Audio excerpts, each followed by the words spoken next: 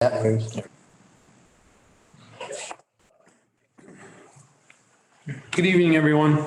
I'd like to welcome everybody to the Town of Pownell regular select board meeting, April 28th, 2022 at 7 PM.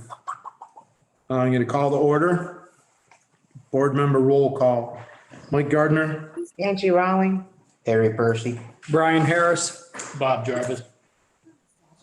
I'm going to ask for the approval of the agenda, approval of the minutes of April 14th, 2022, warrants, correspondence, excess weight permits, Paul Goyette, animal control officer, which will include kennel discussion, buildings and grounds job posting, camera research, which is the cameras that we had talked about for the illegal dump sites. Select board and planning commission member voting discussion, municipal planning grant, DRB, which is Matt Gardner, ordinance draft from planning commission for review and next steps, marijuana cultivation and retail discussion, town hall update, public comment, and adjourn. I'll entertain a motion to approve. Motion to approve. I'll second. Any corrections, additions, discussion?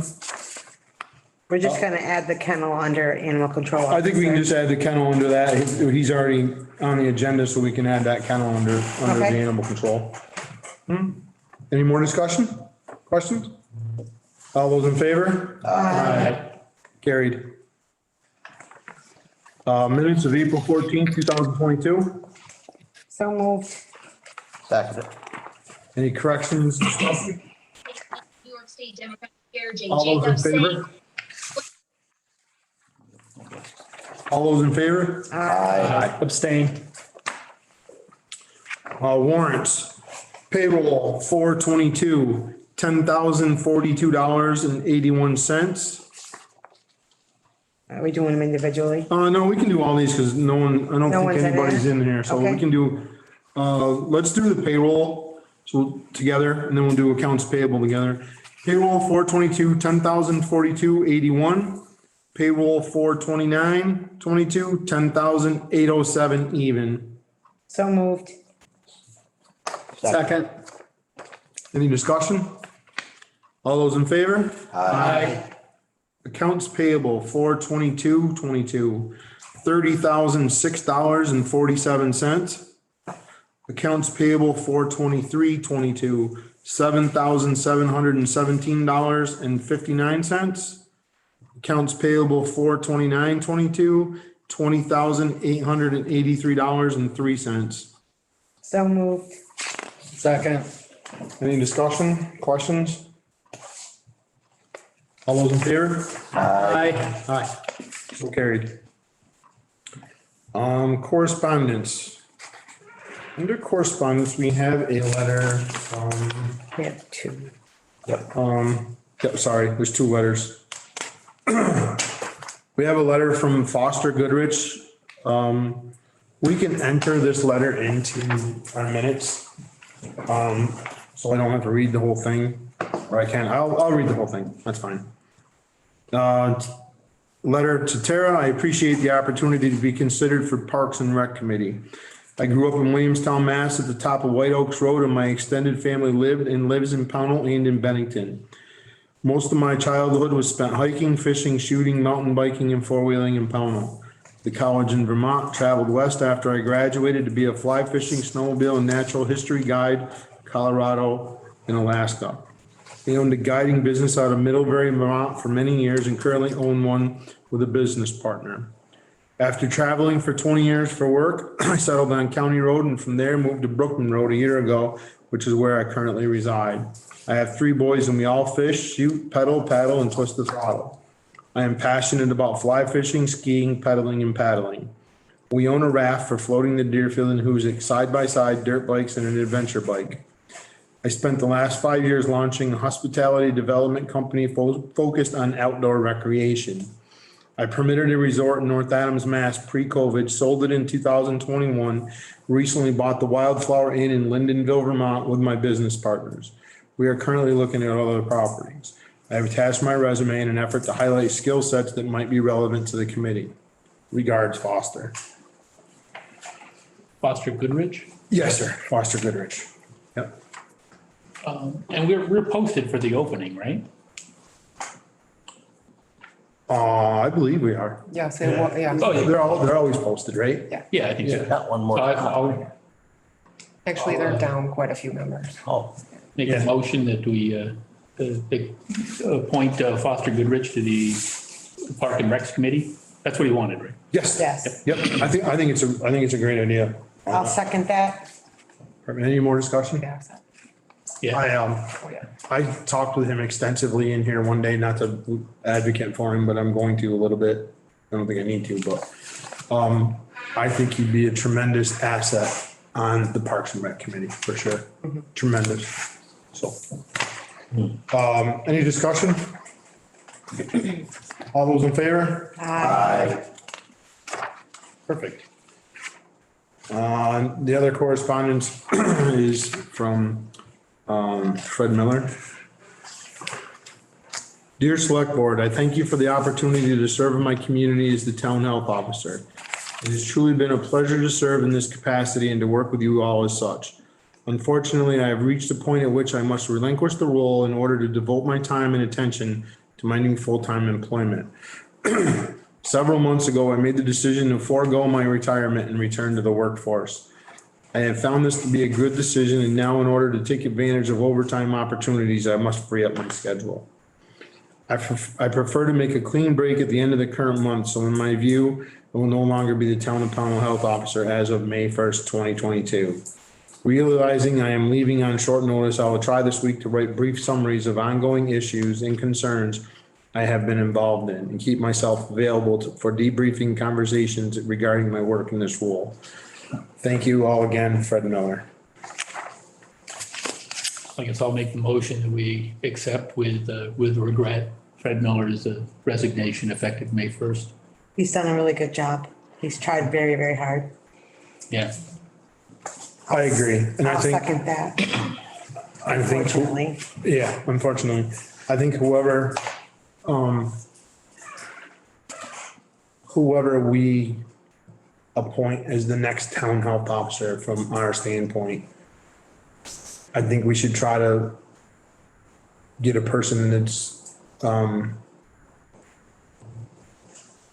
has the same views and the same demeanor and is gonna go about the job in the way that Fred has in the time that he's served this position, because Fred is, in my opinion, he's worked extremely hard to try to clean up some things and take care of some situations in town, but he's also done it on a level where he wasn't heartless with the people that he was dealing with.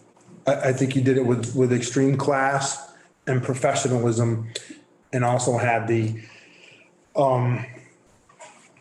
people or person or whatever that he was dealing with situation. I think he had a lot in mind and kept a lot in mind dealing with that stuff. I agree. yeah, he did an exception. Did an excellent job.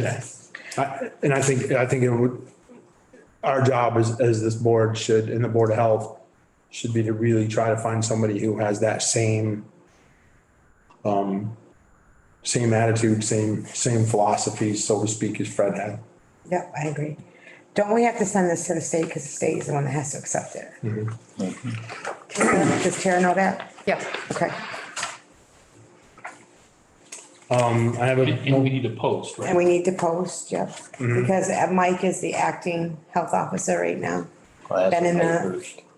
Situation. It's Yeah. not that fun. Well, come May 1st, you'll be the acting. Yes, he'll be the acting. Yeah, Sunday I'll be the health officer too. Like you don't have enough on your plate. Yay me, but I will say that, in my capacity as the health officer, as long as I'm there, I'm gonna try to do the same as Fred. And I also am not going to let things just lay down, whatever Fred's working on or has been working on. I'm gonna try to continue to, proceed forward with the things that he's been working on. Yep. I have a motion and I have a second. Any more discussion? All those in favor?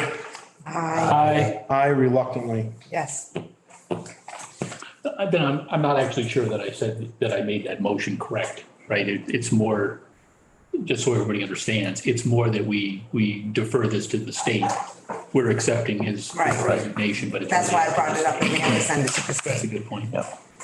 And whoever we choose, we'll have to send to the state, and then they appoint. If you need a hand with that, Mike, let me know. Yeah, be careful what you wish for. I know. We could be, we definitely could be, we could be leaning on it, Jamie, for sure. And I will, for sure. You haven't. Moving on, excess weight permits. Look at me, we're half this. Excess weight permits, Bill Lounsbury.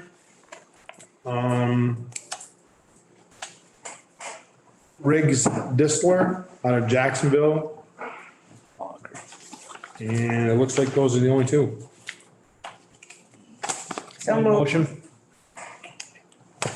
I have a motion, need a second? I'll second.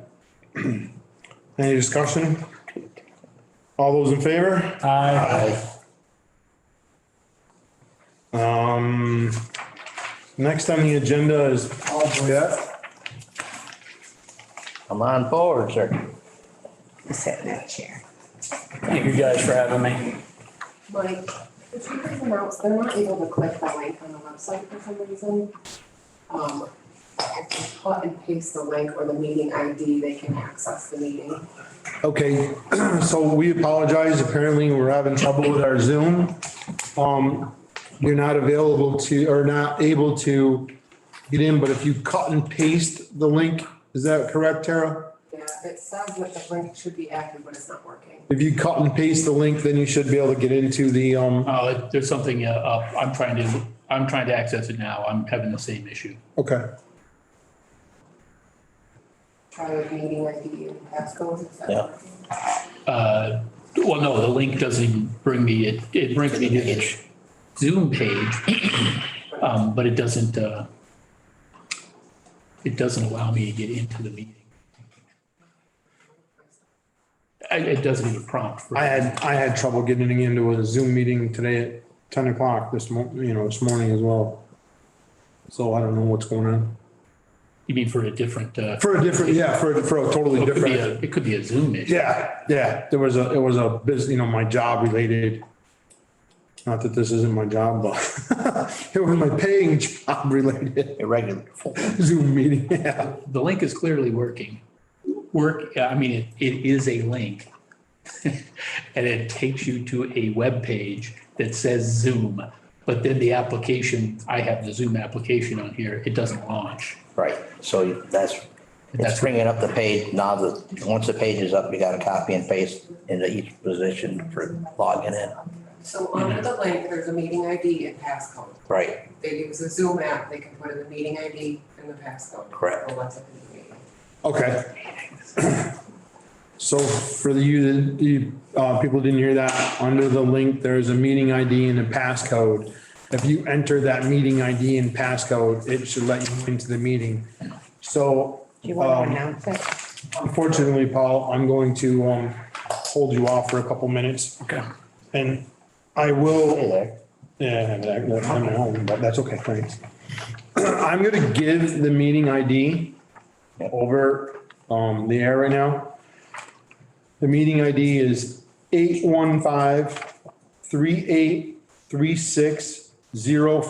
815-3836-0576, and I'll read that one more time. Meeting ID 815-3836-0576. The passcode is 826573. Again, the passcode is 826573. Thanks, Angie. You're welcome.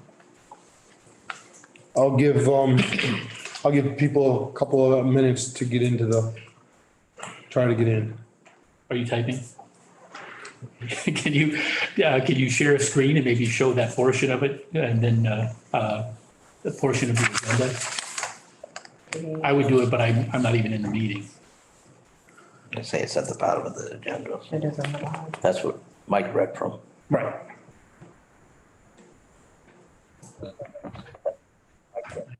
I'm not sure how to do the sharing screen thing.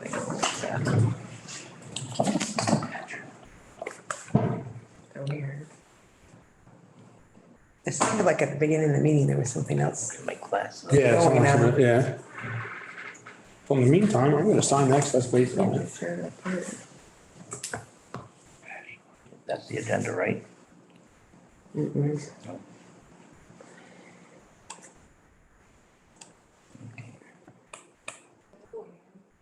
Yeah, I just let you in. When I did it that way, it didn't work. Okay. Hmm. It also wants me to post it. Yeah.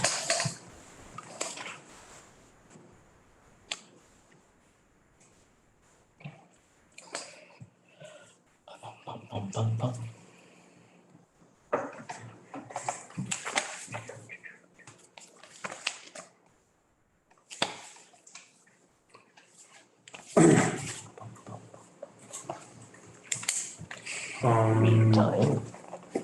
Do we You don't think have- we've you don't given have him to enough sign. time, Tara? Just give it to Tim. Is anybody in? So you, Donald's on, trying to get in now. Yes, we have a couple that joined, Rebecca and Donna. Okay, so we're good? Should be good to go. There you go. We apologize for the, little glitch. I don't think it's anything we did. Like I said, I had trouble earlier. A different Zoom meeting in a whole different, from a whole different organization. So for those of you who didn't see it, Paul Goyette is our next agenda item, item number 8. Thank you for coming. Thank you very much for having me. I'm sorry for starters. I'm sorry for you guys' loss with Mark over at the Pownell Rescue Squad. I usually deal with Mark all the time, and I felt sorry for everybody here. So first and foremost, it was very touching to me as well.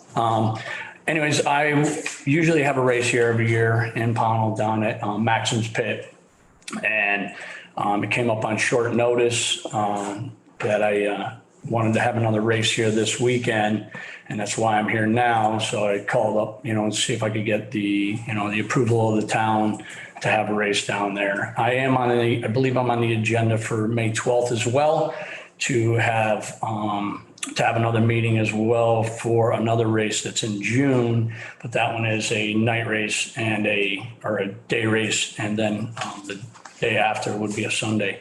So this weekend is only a single day race. It's a Sunday from 8 to 4 o'clock. I did call up the Pownell Rescue Squad to try and hire this rescue squad to be there as well. I try to use all the local businesses around, and employ, put it back into the community. I do this for the kids. Just like everybody else here, I have a regular job as well, but I love putting it on for everybody. So there is a race this weekend, and that's how I came down here for the approval from the town. It's really what I'm looking for. You're looking to have that this weekend Yes, on Saturday? on Sunday. On Sunday, okay. Yep. And you're up to date with all the states, COVID guidelines and all that for Yes, I do. outside. Yep. Yeah, I put out all the directions and all the flyers, and all the COVID rules, what we're up to standard now. Been doing it now for quite some time, so, very used to it. And I try to adhere to all the rules. That's why I wanted to call the town and make sure it's good. I didn't want to just try and fly in under the radar. It's not exactly flying in under the radar, but that's what I like to do, And you've already contracted for like porta potties, all that good stuff? Yep, yeah, I use 802 restrooms. Okay. I have 8 porta potties coming as well for that. So with all the health codes and health laws as well, want to make sure everybody's sanitary. And you've already spoke to the rescue squad and everything's Yes, I have. all set there. Yep. I wanted to make sure that was in place. I didn't Right. want to, yep. Are they gonna have a rig there, or are they just gonna be on standby at their station? They're gonna have a rig there, is what they told me, come down there. And that's what they've done the whole time, is always been there for us. Yeah. Okay. I also have an EMT squad that follows around with me that will work with them if they need help. So that they're familiar with a lot of the way that the races go. I have my own EMT squad as well. Okay. Not trying to throw a wrench, I'm just asking the question. Are there any DRB requirements? Large gathering permit. And that, but the only. Yeah, how many people are you expecting on Sunday? So we're probably expecting somewhere in the 500 plus range, somewhere in that area. But it's all day long. It's staggered because it's not all at once. There's different, the way the race works is there's a race at 8 o'clock and then there's one at 9 o'clock and a one at 10 o'clock. There's 7 different races. So the people. So your attendance is gonna peak and ebb. Yeah, yep. And, you know, in the morning, it's probably maybe 400 people in the morning, and then it tapers from there. It'll go down and then it'll go up. But by the end of the day, it really dwindles down to, you know, minuscule. Have you contacted the sheriff's department for I have security? not. No, I haven't. For security, I haven't done that. No. Okay. Because I know one of the last races, there was a lot of complaints about people riding up and down the roads. Okay, yeah, that was on a night race as well. Yes. So I will attend. I will make the phone call for that also. I did not, and I apologize. I didn't realize until I spoke to Mike that there was some complaints. And I really like to try and police my own complaints as well, because you can't make it better if you don't know about it. So that was one thing I didn't know, but I will. I do have security that I bring with me as well. There's 2 gentlemen that ride around on 4-wheelers with security shirts, and they go around and they try to police it as well. But I have not contacted the sheriff's department. You've done this in the past numerous times. Yeah, this would be my 6th year here in Pownell. So, Go ahead, go Bob. ahead. I was just gonna say, I personally don't have any objections. I think when we do when you come back in May, we'll probably have more questions for you, Yep. because that's where the night, Yeah, the night is. Yep. We need to make sure that, and give residents enough time to be able to voice, you know, what are their opinions about it. 8 to 4, I wouldn't really have too much of an issue, but that's me. Do you have camping going on Saturday night? There is, we usually have people come in on Saturday night because they're coming, some people drive from 4 or 5 hours away. What's the potential number of campers coming in? Probably around 20, if I had to guess.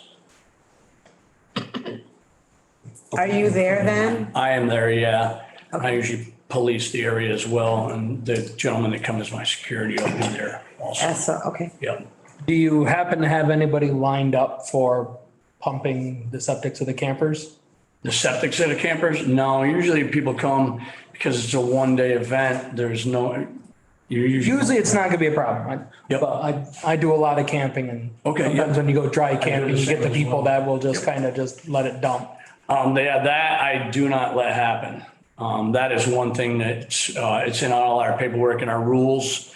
I have that actually is in all my standard rules for the races. Anybody who's caught dumping any of their gray water or black water out is disqualified for the year. So that is one of the things that I do pay attention to. Yes. Okay. So you're anticipating 20 campers? Yep. I would imagine there'd be 20 campers. Well, I think one thing I'd like to do, in my opinion, obviously it's the board's decision, because it is short notice for us to make a decision on this. I'd like to limit the number of campers on Saturday night. And if you're thinking there's 20 coming, then I'd like to limit it to 25 or 30 to give them a little bit of leeway. Okay. What do you do when a person shows up and he's at his limit? Tell them they can't come? Look at, I hear what you're saying. we put this on, I gotta be honest, I mean, we put this on, I put this on in short notice to try to get a race in.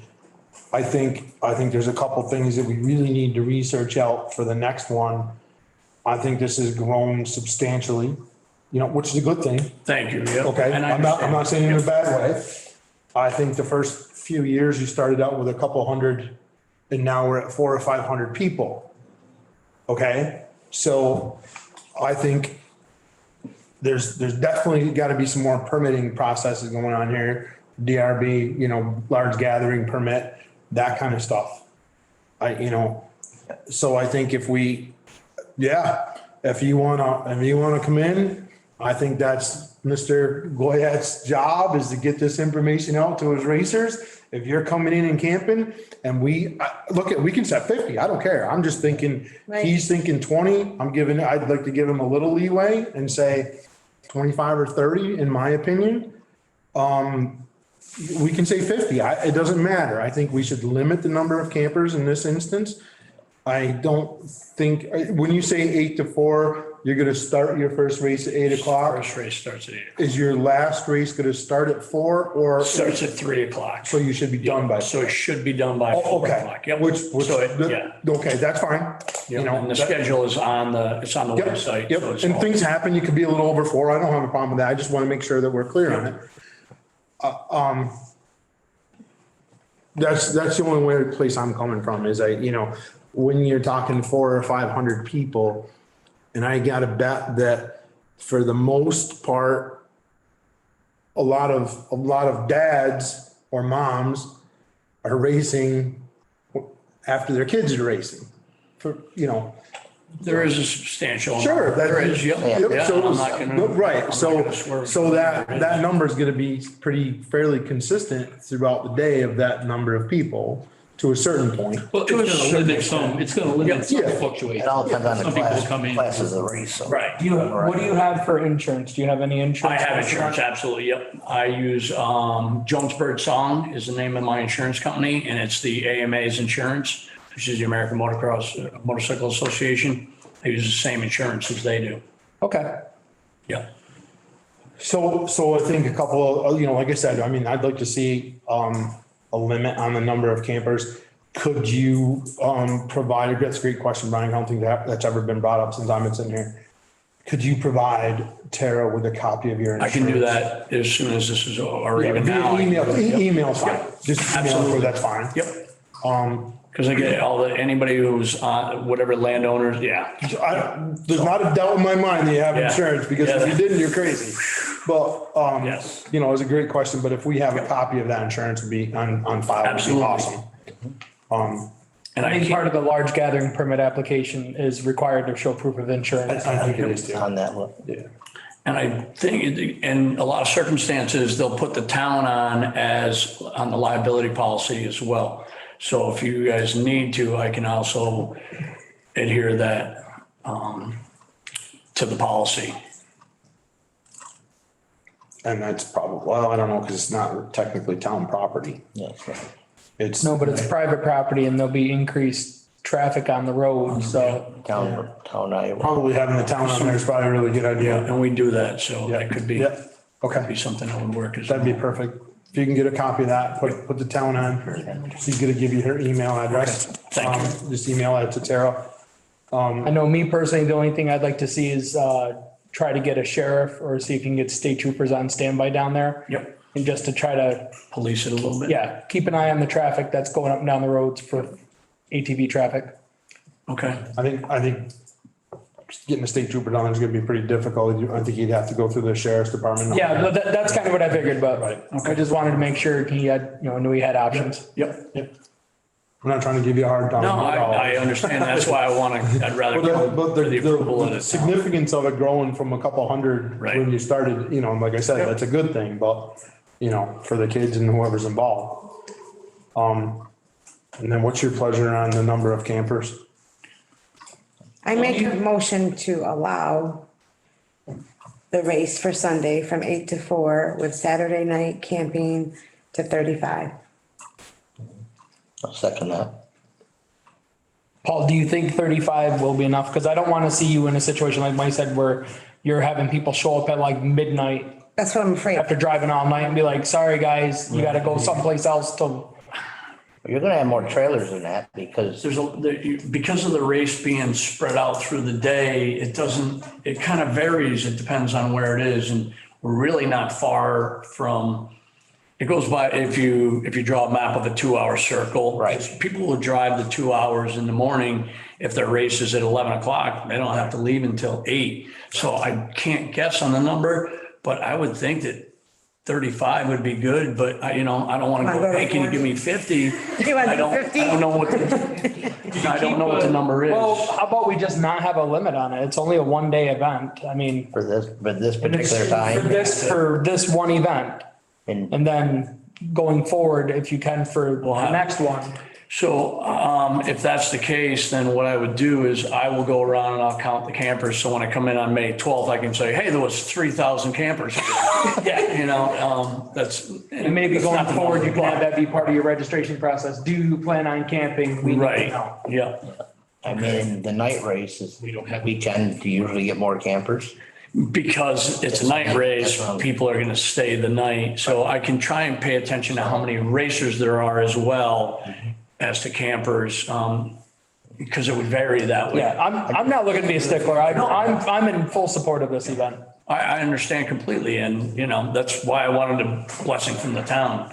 Then I amend my motion and just say that we move to allow it to happen this Sunday from 8 to 4. I'll second that. And I'm sorry, just a little bit more discussion. So we get that. Well, another thing to think about also is they won't be open for this one, but we do have some local campsites that you can turn them on to. It'll get them close to the event. So I've been racing for 40 years. And when your race is somewhere, you have a race, and I'm sorry to say it this way, but the best way to go is people love coming to camping. The kids play together. It's really a family event. I try not to, like I said, I go around and I police it.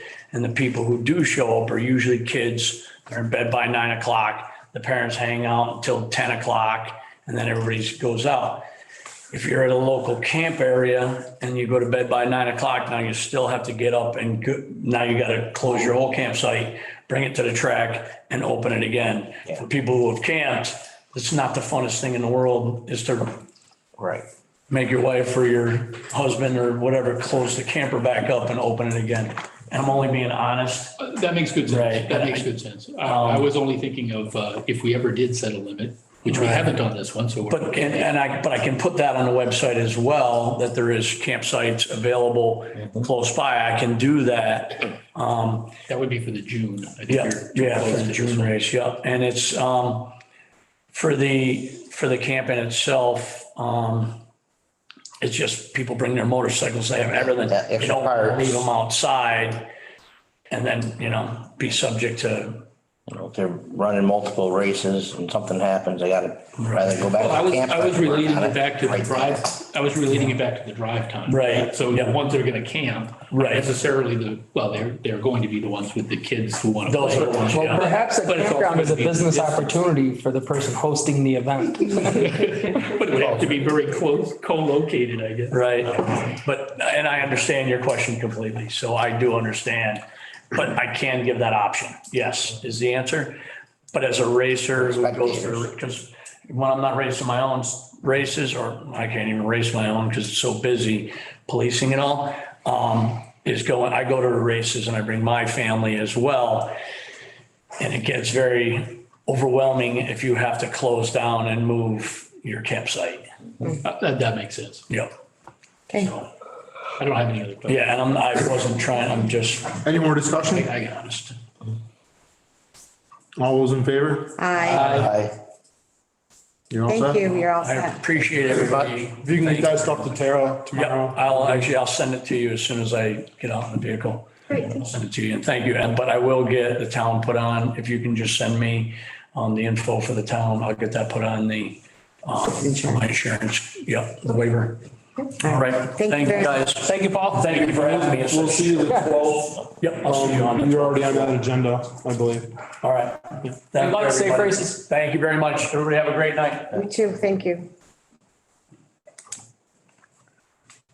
My question, I think, Tara, at this point though, if he's on the agenda for the 12th, Well, he was, and then I took him off, but I can put him back. yeah, we should put him back on for the 12th because he wants to come for the June races anyway. Yep. That should give him enough time to get a large gathering permit from the Yeah. DRB. Right. Okay. Yep. I just want to make sure of that, because I think his race is like 4th and 5th of June or whatever, Weekend of that June. first weekend in June. Maybe when he emails about the insurance, kind of give him a heads up, he's gonna have to apply. Yeah, I will. Right, and I think that's probably, to be perfectly honest with you, Brian, I've never been through that process, so it'll be a I don't think anybody's ever actually applied for one of those permits, have they? well, they're supposed to. I know they're supposed to, but I'm just saying, I don't think anybody's utilized it. And he's got, they've gotten to the point where he needs one, so anyways, moving on. Our ACO, Animal Control Officer. Hannah's gonna join too down there somewhere, make room for her. Just come on down, Hannah. Come on down. We'll push you right in.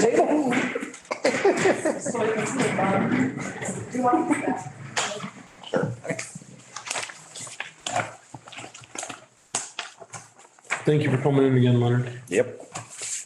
We'll get this squared away. What do you wanna talk about first? Why I was told not to do the dog census. After it was already approved and the select board told me to do it. And then I got a message from Rebecca telling me to hold off on it because there was legal issues. Then I heard nothing.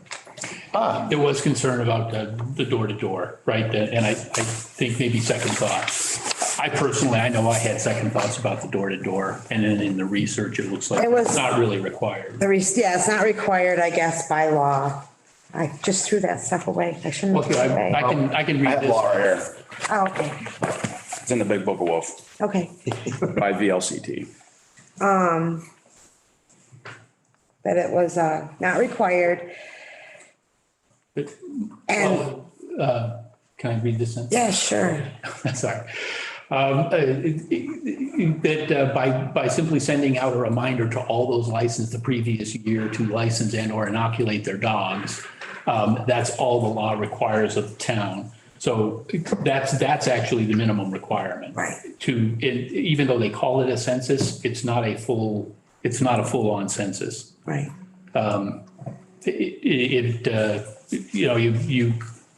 The dogs that get licensed are the ones that get out, are the ones that get caught and they're not that way, or somebody calls and complains about it.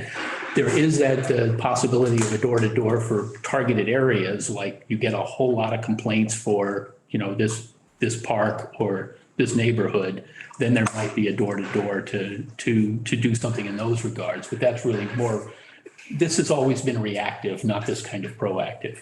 And I think, I don't know, to We me, really it haven't had feels an like active animal control officer either. You took the words out of my mouth. Well, but it's also considered a very low-level act of civil disobedience to not register your dog. Particularly if you're a private landowner, you keep it on your own property, or you've got a Pomeranian that is in your Never leaves the house. on a piddle pad in the house. That's how it's always been done. So that it to me, it just seems like too much to go door to door. It seems like more of an intrusion. Right, that's what the problem was, I think. Of going on personal property and, But when I get called for an animal abuse case and I have to go to that person's door anyway, Right. I've got to go do it. right, And Well, that's part of the law. But that's not door to door. That's reacting to a complaint and going to an individual's property because there's an issue. So that's very different than going door to door to see if there's a. Was and I there, also think there was the cost effectiveness of it. Cause Julie had it all written down with like what would have been brought in would be like 1,200 and then paying you say 6 hours or whatever, that there really wasn't any money in it for the town. But I'm not even worried about the money aspect of this. Right. I'm more worried about the health of everybody's dog. Right. Being inoculated against rabies. Getting them licensed, because I've gotten calls where dogs have no licenses. I'm supposed to board them and make sure they get a rabies shot. And license before I can even return it and charge the people $25 a day. A lot of people can't afford that around here. I'm not saying it to be mean to anybody, but if everybody gets their dog licensed, I have all that dog's information. I have the owner's information. I know where that dog lives. I can pick that dog up, put it in my truck, bring it home. Being Safely. proactive. Instead of taking a dog that I find in a general area, driving around asking if anybody knows the dog, posting it on Facebook, getting several different leads, 4 or 5 different people saying it's my dog, then I got to separate it all out. Especially if it's a puppy. That's why I don't post pictures of I know, puppies. I'm just saying. But, so you got to consider the time I take from when I do find a dog that goes into finding its owner rather than me going knocking on doors and getting an actual list like we're supposed to. I think one of the concerns. I have to say, I know you said like we're supposed to, but I'm not sure that's clear. We did a lot of research with the VLCT's lawyers and what they say is what meets the requirement is exactly what I read. So, Well, why would they suggest it in the first place? Why would the state suggest it in the first place? I think the state didn't suggest a door to door. No, the census. Right here, No, the census, in order to adhere to that census is to make sure that you're sending out reminders to people to make sure that, another year has gone by, you must register again. It's to keep track of who you already know. but that doesn't help us with the unlicensed dogs. Right. That are in town. Unknown. Yeah, but again, the state also considers it a very minimal act of civil disobedience to not register your dog. I'm only one vote. I'm going to vote no to going door to door. I really don't think that's where we need to go here. That seems like a privacy violation, and it seems like just making an issue out of something that's not an issue. See, I don't see it as a privacy violation. I see as him being proactive in one hand. Two, anybody that doesn't know our animal control officer is going to meet him. And if they have questions, who better to answer the questions? Well, here's a question. That's true, but you can also I- post and say, come meet our animal control officer. People can come and meet them rather than sending them out to every door. We're talking about going door to door through the entire town of Pownell to every household. That doesn't seem like something. Let me ask you a question. Does the animal control officer have the statutory authority to even go door to door like that? Even if we vote yes, doesn't mean he has the right to. Like, That I don't know, but I believe he does. Yeah, that's how to get the census. You can do well, census by according to this, the multiple. minimum is you send out a mailer. But it also That's says the right here, minimum. it also says, in other words, the census is mandatory, not discretionary. Right. Right in the law. Yeah, but it also says what fulfills I'm the just going requirement off of of it being mandatory. I'm just going off of whether I have authority or not. Right. Yeah. I think my opinion, there's a couple of gray areas here that I think it's way above our pay grade to try to make this discretionary now. I have a couple of questions for you. Okay. You've already started your dog census, correct? You've already started your door to door stuff Roughly. to a certain degree? Yes. Okay, I think one of the concerns was, whether or not you've written a fine for somebody who has a dog or dogs that is not licensed. No, I have a written warning.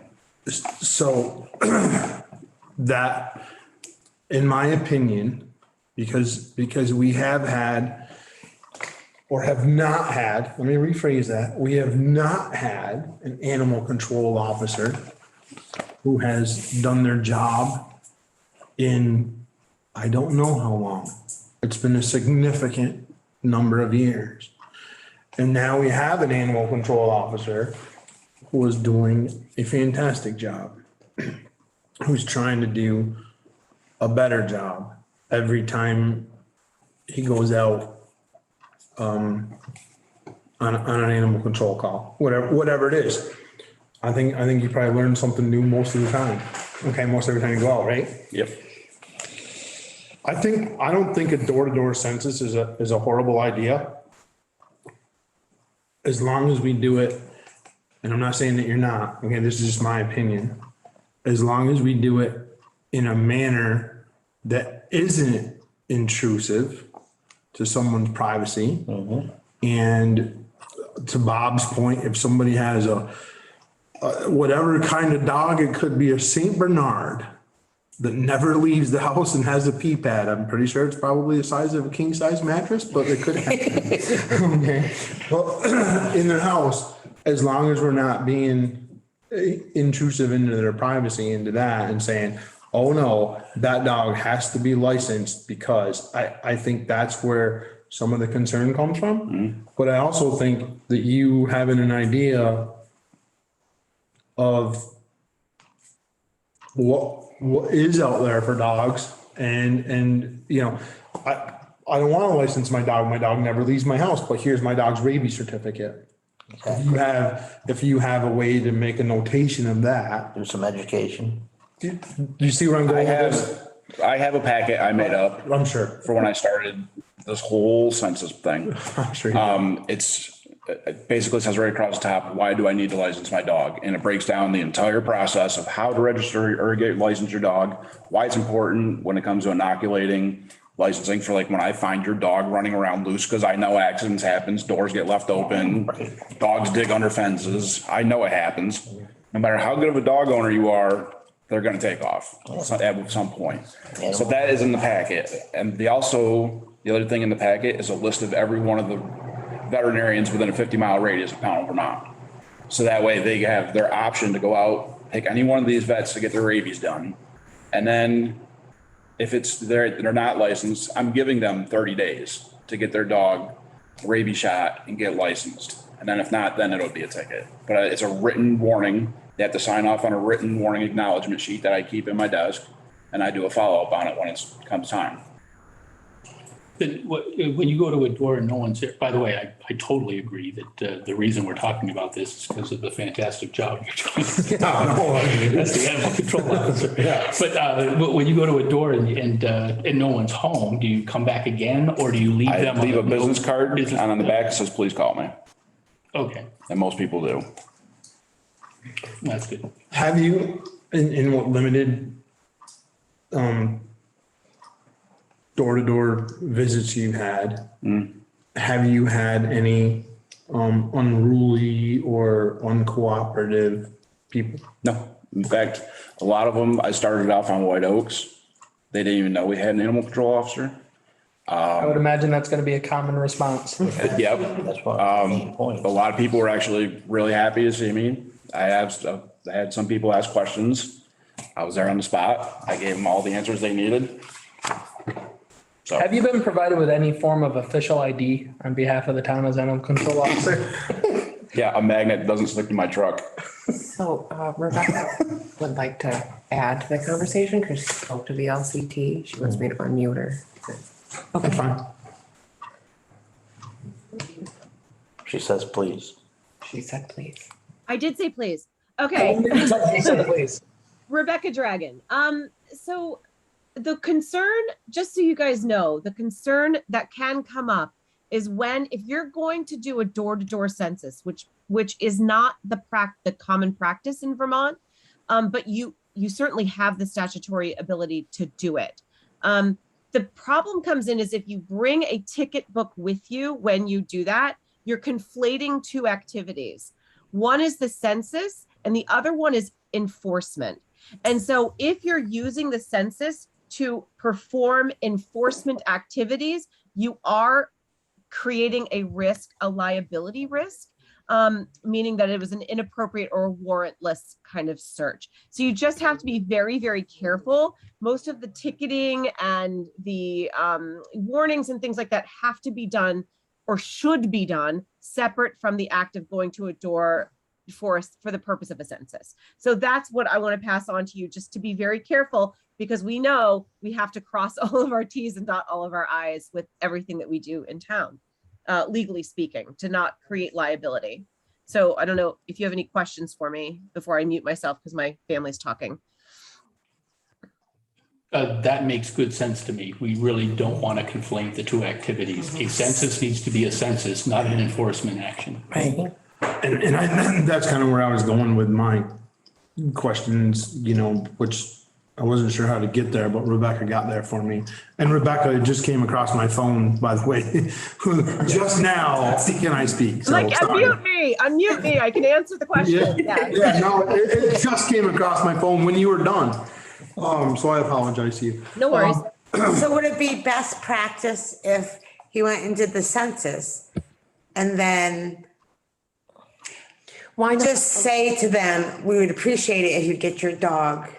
I think that the giving of the information is essential, and it Yeah. sounds like if he has a packet of information that he's handing to Right. people, and also I hope that packet of information is on the website and Facebook, so it can be given electronically, just like on a card, like, hey, go here instead of pages and pages you're handing to everyone. But if have several copies in case people want it. Most common and best practice for a census is not to go door to door. It says that very clearly in the dog officer manual. However, as I said, you can choose to do it that way if you choose to do it that way. But don't conflate the ticketing with the census, because it just creates this line that could, creates a little bit of risk there, legally speaking. Like you're entrapping them. An unlawful search is what. Oh, yeah. So I think where I'm standing is I think the census is a great idea. And I think the census with your packet, which I would love for you to get to Tara or Hannah, so that we can get it on the website, same exact packet that you're giving out. And then, and not use it for that enforcement at this time, because we haven't had the animal control officer. And now, like you said, you're getting people say, hey, I didn't even know we had one. Where you come from? And I think in my opinion, I don't think there's a better way to get that information out to the residents and dog owners of the town of Pownell. There's no better way than for you to go door to door and hand them a packet and say, here I am, this is my job. This is what your job as a dog owner is. Yep. Okay, your job as a dog owner is to have it, your rabies and whatever else, is to get it licensed. Here's the vets, here's how to get it licensed. And I think something that, I don't know, I think we can probably do this now because Julie's on salary versus the fees. I think we could probably waive, I don't know this, we'd have to find out the legalities of it. We could probably waive the fines, but I'm not sure. Because there is a fine if someone missed the April 1st deadline. It's a little bit. It's a little bit higher. Okay, so it's not a big deal. Okay, then that's probably a moot point.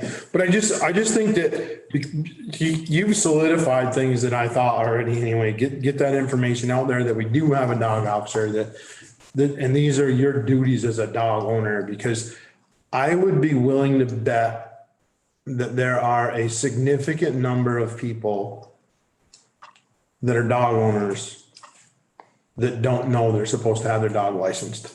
Yep, right. Okay. I do that one a lot. Every dog owner or animal owner should know that they should have their rabies and whatever else, okay? They really should, and they shouldn't have the animal if they don't. Correct. But there's a significant number of people that I would bet don't know they're supposed to have their dog licensed in the town.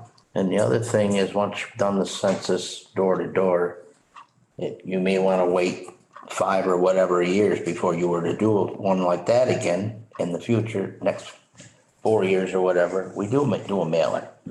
I mean, but at least you're getting out there, you're introducing yourself, putting it out there. I don't think there's a better way. No. I don't think there's a better way. You can have an open house, you can invite people however you want to do it. They're not going to show up. But if you knock on their door and say, I'm Leonard Cody, I'm the animal control officer in the town of Pownell. How are you? Well, just from a liberty-minded standpoint, we're putting a requirement onto citizens, and now we're going door to door to make sure that we're, even if we're not doing it as part of our enforcement, we're going door to door and telling people this is what you need to do. So from a liberty-minded standpoint, I would be against the door to door. I'm not against adhering to what the requirements are, but the requirement is not door to door. You can do door to door. But that little, just from my standpoint, I don't That's not what I'm gonna be for. The requirement says minimum as a mailer. Yeah, So this is like a code violation. That's a minimum standard. So what's the pleasure of the board? I make a motion that Leonard continues to do the door-to-door with the informational packets for the census. I'm sorry, I'll wait for the second. I'll second. Any discussion? Yes. Can we amend that to say that as an information gathering and information distribution event or Well, action? that's what I said with the packets, but yeah, to pass the. But being very clear that it's not enforcement. No fines will be It's not handed out. writing tickets. Right, so amend the motion for it to be an introduction purposes and Informational. Informational exchange, yeah. yes, of the town's rules and stuff. Okay. I second the amendment. Any more discussion?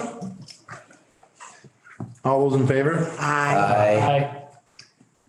So you can continue your census with an informational exchange, Okay, all right? yep.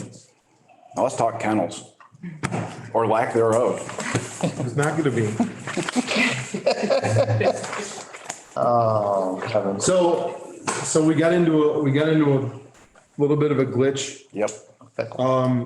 Just so everyone knows, we got into a little bit of a glitch, even though we've already approved a kennel purchase. With that particular company, a lot of the things that we needed in that particular, or in that building were not included in the price purchase. Yeah. Or the purchase price. So, the heat, the air conditioning, a bunch of stuff, the electrical inside the building was not included. So, we had to put that purchase on hold from 2 weeks ago, and since then, Leonard and, I know Hannah's been involved in this, and I'm not sure if Tara has, but, Leonard and Hannah, and I think Rebecca a little bit, have been involved in doing some more research, and they're gonna present to us what they've come up with in the last week or so. So with realizing that the other 4-dog kennel was out of reach, I decided that I could make do with the 2-dog run kennel. That way I can keep myself under budget. I'll be able to use some of that money to maintain a maintenance budget for the building itself, site prep, electrical. It'll all be covered under the amount that the town approved me for. So I don't want to say downgraded, because this is actually a huge upgrade. You've adjusted your plan. Yeah, so this one, Pinecraft, is 8x16. I've actually gotten a hold of the owner and the president of the company about expanding out the floor plan, which is on the second page. There is a 4-foot feed room.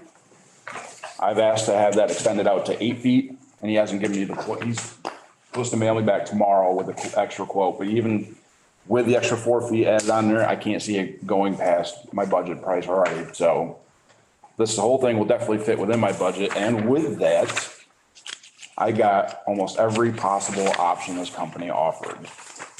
So I went with the Elite Series, which is an upgrade to the insulation in the entire building. It's a more decorative trim style, so it's going to be more aesthetically pleasing to people who can see it.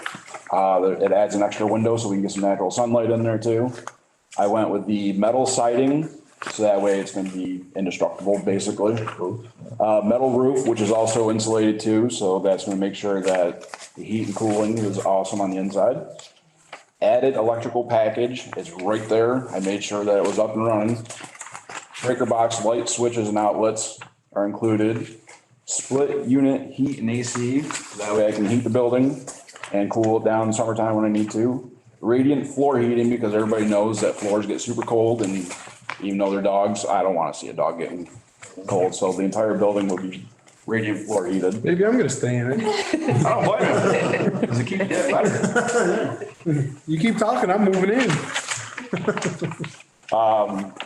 Their standard for the upgrade chain link fence is 11.5. Most regular chain link is only 9 gauge, so this is actually a couple steps up, so it's gonna be tougher on the inside. Again, with the guillotine doors, that's where I have the option to, if the dog's out and running and I want to clean it and the dog's aggressive, I can just literally pull a switch, door shuts behind it. I can get in there, clean the box, yank it open again when I need to. And then there was a couple other options I didn't even bother going with because I wanted to keep it under budget. But I really think this is the way we should go. That total is at 22,748. That's without the 4-foot extension on the feed What's the room. 4-foot extension for? More room, Yeah, because if you think about it, 4 feet, items. this is where you walk into the building. Yeah. And there's literally gonna be a dog box here, and then this is the outdoor area. I asked for another 4 feet because I've got 1, 2, 3, 4, 5 or 6 different size animal crates in my garage. I'm going to need a water system set up inside there for the animals. I'm going to need food storage, cleaning supplies. So that's why I needed the extra room. Okay. Make sure we do. Still have $15,252 without the extension, so there should be plenty of money left in there. Yep. to do this. So our site work, just so that you know, I talked to Joel about this after the last meeting. Okay, and you probably have to, I'm not sure. Our road crew can do the site work, Okay. okay? We have access to 1.5 stone versus 3/4, but it saves us money because it costs us nothing, Okay. okay? Well, it doesn't cost us nothing, we've already crushed it. Sorry. But anyway, it's Right. much less expensive, we've already, it's at our access. Our town crew can dig the underground power and put that in, from the building at the transfer station. Yep. So your site prep basically is gonna be a pretty minimal expense. Yep. Because our road crew and Tom and whoever else, we can do that in-house. And this is gonna have a smaller footprint too, so where it's not gonna be as big as the last building. So do we have specs from electrician or what size conduit they're gonna need to drop in and all that for, I don't think, I haven't gotten that far yet. we haven't got that far. or just, I mean, cause we should be able to lay the conduit, then the electric. Yeah, no, that's right. We'll put the conduit in. And it's not very far either. Right, it's not- Tom showed me where he wants it to go. It's maybe 100 feet. Yeah. At the last meeting, you overestimated what you were thinking, and it Well, was like 800, right? Right, yep. We try to do that and put a buffer in. Well, now I've actually got leftover money, so we can buffer. Right. So I think, I think that the outside expenses, now that we have the heat, the electric and the AC installed into the building itself, now our outside expenses are pretty small. Yeah. Joel also has a water tank that's for potable water. We're gonna have to figure that out, That's but usable, so we don't have to purchase a tank. yeah. Okay, we'll have to figure out a pump and that kind of stuff, so we'll have a minimal purchase there. But we'll have to purchase that, but we already have a tank that's accessible to us, so we won't have to purchase that. And with this Just so that you know. With this company, it's 10 to 12 weeks out from when we place the order, so. So that's better. We've got another one. Do you know what the deposit That's is? what I was just gonna ask. I saw on the website, I swear I did, it was 30% down, but I went through and looked at it again earlier and I can't find where it said that. So 30% is $7,000, give or take. By the time we add the other 4 feet. Yep. I really can't see that being, No, I'm just Much using more. round numbers, 30% of this right now is $6,000, so a little over, so. By the time we add another, you were talking between $6,000 and $7,000 if it is 30%, yeah. so. But there were other options that we, Yeah. That's right, this was, go ahead, you did it, you presented it. Yeah, so we looked at this kennel. I've been looking all day long. If you go to any website and you can find this exact kennel, I'm guessing there's a manufacturer that makes them a kit. These smaller companies put them together and then sell them.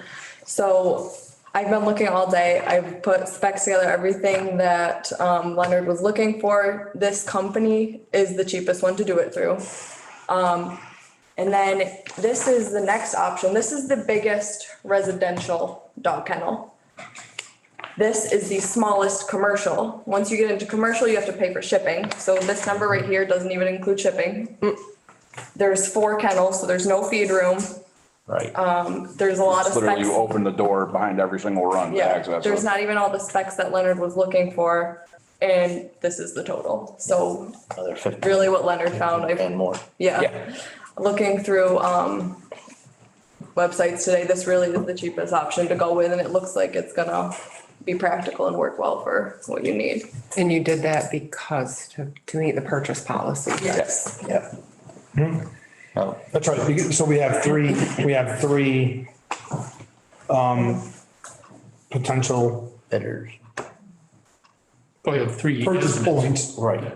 Yeah, and which satisfies our purchase policy at this point. We have the original, we have, what's the other one, Northland Yeah, Northland Sheds Sheds. and Pinecraft, and, so we've satisfied that part of our purchase policy. So that we can vote on this tonight and take care of it. Go ahead and make a motion that we purchase the Pinecraft 10 as presented by our animal control officer. And nice work. Thank you.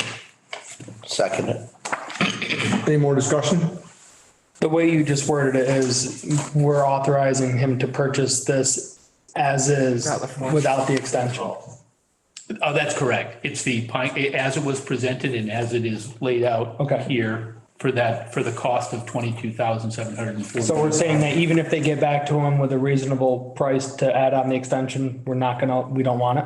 Do we want the extension? Yes. Yes. Yeah, because he's gonna need it for the storage. The room. Please. That's what, Either that or we're as he had presented it. having to like get a storage unit over there or So if they something. come back with a quote of like under a certain amount, then maybe. Well, he said as he presented it, and he's presented it with the 4-foot extension. So right now, this is. Well, it's presented with the 4-foot. So this is an 8x16, you're proposing 8x20. Correct. Okay. Hang on, let me just do a little couple real quick.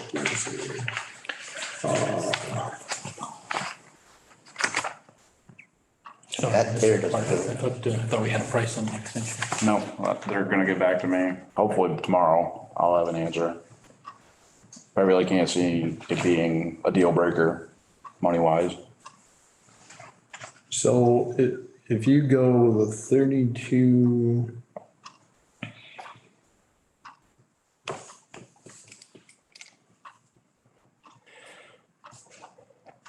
Yeah, I don't see it being a huge amount of money.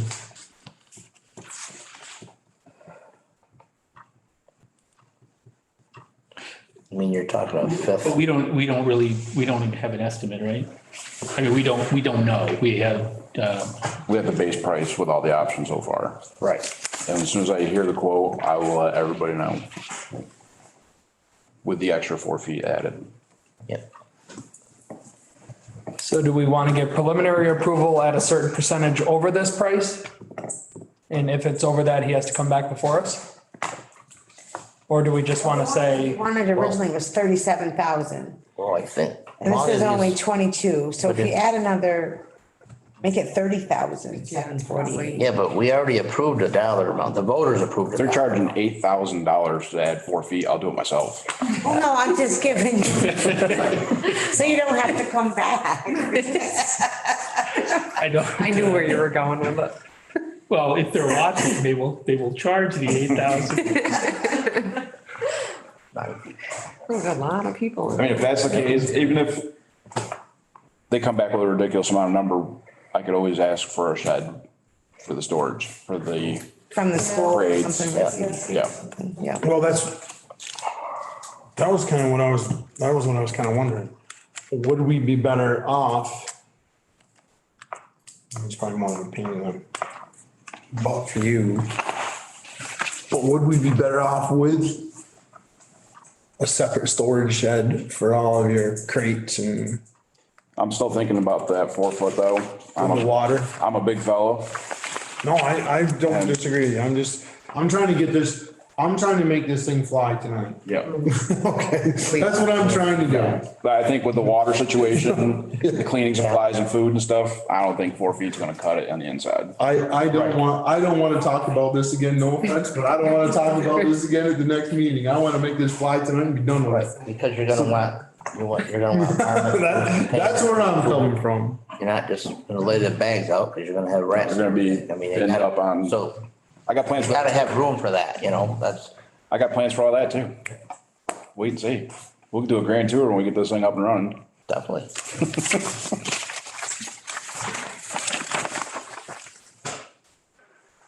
I guess I'll rescind my motion. 15 Let's decide what we're gonna motion here. A 15% increase on this. If it were to be 15% more, it's $3,400, 1220 to be exact. That's 15%. It should put you at 26. Still well under what was approved. Right. But then add in the foundation, other things. We do have to consider that even if Joel's doing. Right, no, that's right, because we're paying our road crew. Right. That's right, no, that's exactly right. So 20% is 45.49. 60. 10% is obviously 22. 74.80. These are just round numbers, or, numbers that we can work with to try to get this thing improved for tonight. And right now, I don't see where this is gonna be a huge increase. Would the board be comfortable? So if it was 20% more, just so we have everything exactly how it should be. You count 20 The only in, problem is wouldn't if this is a kit that they're all getting and they put together, will they be able to add No, on to? they do custom work for every one of the kennels. That's why I emailed them and asked them about it. So with the 20, if we went with the 20% increase, potential increase for the added 4 feet, okay? That brings that total to $27,267.60. Okay?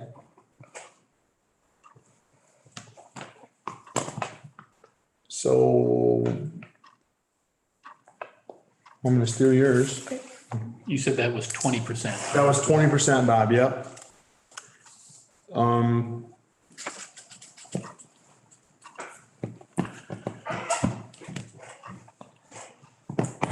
So if it were a 20% increase, bringing it to the $27,000, it still leaves from Hannah's number of 15,000, it still leaves us almost 11,000 under budget to have for some maintenance and site work and incidentals Yep.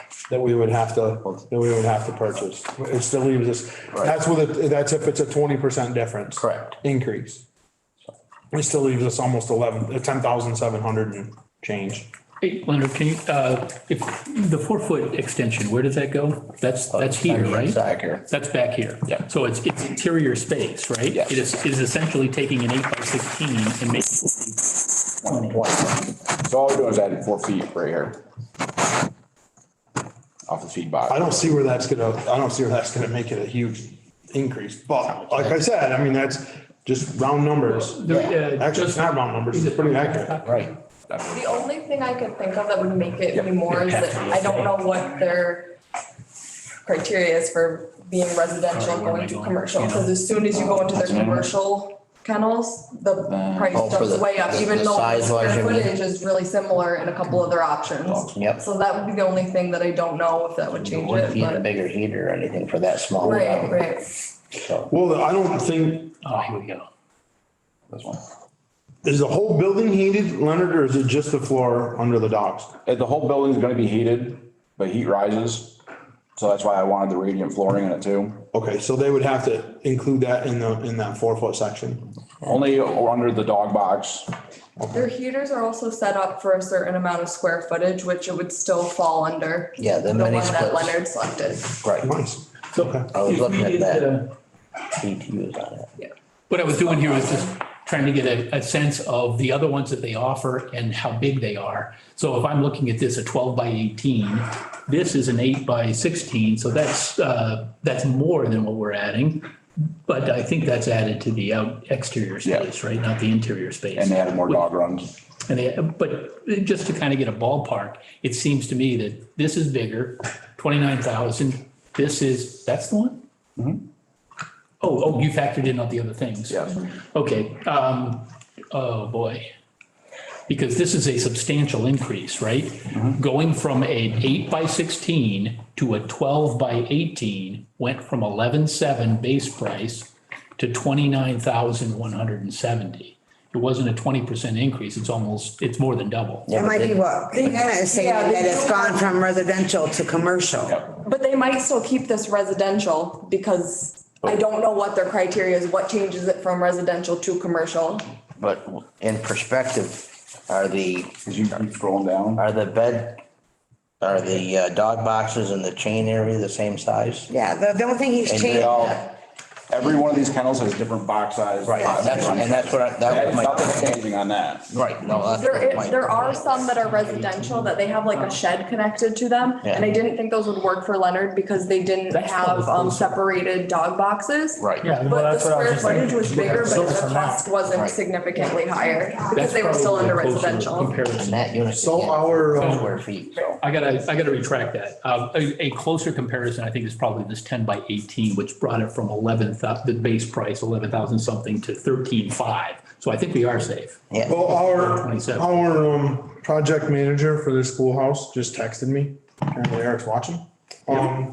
He said adding another 4 feet to a 16-foot building would be approximately 25%. Okay, so and that's gonna bring So us that would be about 28,000. Well, it's on the 8-foot little over side. 28. Yep. What's that? It's on the 8-foot side. And that's just going off what a contractor says now. Right, no, that's right, no, that's right, that's, you But know, it's involved. Because they might cut us a deal with all the options that we are getting. right. So that's, a ballpark number would be 25% coming from Eric, which is, Can you cap it? Can you just say you approve it? Yeah, that's as long what- as it doesn't yeah. exceed 30,000 or 30? that's exactly where I was gonna go with that. Stop stealing my ideas. I'm just trying to. Well, somebody's got to stay. Tara wants to go home, damn it. Before 11 PM would be great. Yeah. Come on, You didn't take a nap today? I'll make the I motion. didn't eat lunch either. I'll make a motion that we purchase the Pinecraft that was presented with the 4-foot extension, provided it doesn't increase the total cost more than 25%. And that means that puts the cost that was here at a cap of 28,000, let's call it 500, 28,435 is the Yeah, calculation. she kicked both our butts on that, Bob, okay? She's had it done for a while. She's been stuffing this paper in my face and it's with that $28,000 on it, all right? Just so you know. Thank you. Got a motion and a second, so. Any more discussion? All those in favor? Bingo. How's that? Outstanding. No. Thank you. Hey, thanks, Anna. Leonard, when you hear from your guy, let us know. Moving along so we can get out of here, everybody. Buildings and grounds job posting. So, Not retired yet. So my only question on that after reading it is, it says full-time, what are we considering full-time? 32 hours? hang on, and we'll explain it. She's up and ready to He go. wants to I read know, I tonight have too. such a pinch, I'm sorry. I'm over there doing squats, sorry. So. I wish you did that on Zoom. Bob and I met last Wednesday with Joel for a while. And because we had talked about an RFP for a cleaner for the building here. We've talked about an RFP for garbage removal in different town places. So Joel had followed into that discussion And one of the concerns that Joel had, and jump in anytime. Yep. One of the concerns that Joel had was winter maintenance on this particular building, what that was gonna be like. Because now it's not just a couple of passes up to the town hall. Now it's 2 parking lots that have to be plowed And all the walkways. and the walkways and everything else. So in that discussion, which happened a while ago, and then Bob and I had a discussion with Joel. This is kind of what we came up with Tara. I shouldn't exclude you here either, because we came up with some things. So let me get down through, and to answer your question, Ange, is probably 40 hours a week. That's what I assumed. That's what we assume. So to clean and disinfect the town offices. Now, this particular job posting, as we talked about it, this particular person would start probably at 6 o'clock in the morning. Because they would come into this office or this building every day. And they would disinfect and clean door handles and high touch surfaces. Am I using the right terminology? Okay. COVID friendly. Yep, the COVID cleaning type of thing. So they'd work here every day, 5 days a week for 2 or 3 hours, whatever it takes to take care of garbage and some, if there's maintenance or some repairs, shouldn't have a lot of repairs, but there's a lot of things that they need done still. You got somebody designated to do the shoveling, the walk. Yep. Which we didn't have before. No, go ahead. Okay, and it combines that because that's not really considered full-time, it also combines it with the road crew and would fall under Joel's purview. We can turn this into, by combining those two positions, because he often needs a part-time or a part-time individual during the ebbs and flows of plowing and road crew work. That person can do both of those things, and it makes it a more desirable position, because now it's a full-time position. Now, we would have to give benefits because it is full-time, but I think that just makes it more likely that we're gonna hang on to somebody. And I believe this would be more cost-effective to combine the two. I hope I explained that well. Yeah, so basically what we thought was the person would, so let's take the plowing right out of it. So let's go into, summer months, whatever, spring, fall, summer, when we're not doing plowing. The person would come in here, they would do their cleaning every day, take care of garbage, do whatever we have to do. Tara would probably have a list for them of things that needed to be done, we need to hang up a bulletin board, we need to do whatever, blah, blah, blah. Then they would fall into going to work for Joel for the rest of the day. Now, he had plenty of things that a person can do. Weed eating around guardrails, maintaining sanders, plowing or scraping and painting and the sanders that have been in their trucks all winter long. They've been, sprayed out, cleaned out, but now we can paint them and Pressure wash 'em. That's right, pressure wash them, do whatever we gotta do. Joel said there's plenty of stuff for a person to do where our 5-man road crew, That way they can be working on spring projects. they can do whatever else they need to be out doing. This person doesn't necessarily have to have a CDL, because we're gonna probably put them in a pickup for the plowing anyway. As far as plowing goes, we do hire part-time plow help as it is. So this particular person could end up taking the place of that part-time plow help. During the daytime, they're in a big storm, well, okay, that person's plowing. Where the part-time plow help, we don't contract out anymore like they used 2 years ago. We hire a person and they use one of our vehicles. So that's kind of where this came from. And where it developed, was because we need a cleaner, because we need garbage removal, because Joel was worried about plowing and sanding and taking care of shoveling the walks and all that stuff here. Because, even in the snow, we're gonna have to be open for business. Yep. So The It person's also gonna have to be includes the park flexible. as well, correct? it includes all of the town properties, Angie, great question. Yeah. And we left that part out, actually, sorry. Yeah, good It question. includes maintaining the Center Street Park, Ball field. the ball field type thing, all of that kind of stuff. Strobridge, Hoosier Bend Trail maintenance. that kind Exactly. of Stuff. Taking Okay. care of all those garbages, on a regular basis. Okay. To do a definition of maintaining a. Painting is a big thing that might take people away from like the wastewater treatment facility. Takes them away from their job to, That's right, that's right. They could go into Darcy. Darcy could say, "Hey, I got a bunch of painting at pump station down by Mac Molding that needs to be done." Boom, that person goes in and starts doing the painting, through whatever, till it's done. It's kind of a building and grounds person for all town properties, not just the town hall or just the highway garage. If we adopt this, how is the budgeting and supervision, how is that gonna fall? Because if he's working technically for Joel for half the time and for the town hall half the time, road crew has their own budget. So how are we gonna handle payroll on that? Well, and Joel addressed that. He would actually work in Joel's department. Okay. So it would all fall under that purview. But line item is And under he's- buildings and grounds.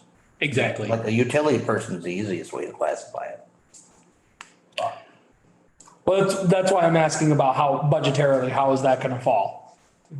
And then that's a good question, Brian, and that's, Joel said that he or she would fall directly under Joel. Okay. So it'd be under the road crew. It would fall under the road crew. Okay. Okay. Well, I mean, I know Joel's got a ton of work. I just want to make sure the person's actually going to be available to do the stuff at the town hall. Because I'm sure initially Joel could keep the person busy full time. Joel, a lot of this stuff, to be perfectly honest with you, a lot of these things, when we were, the four of us sat here, Tara, Joel, Bob and myself last Wednesday. And a lot of the things, the maintenance and repair on the buildings, like I said, even though we don't have a lot here right now, there's gonna be some maintenance. There's gonna be, whatever it is. The garbage removal is a big thing. I mean, we don't have anybody doing that right now.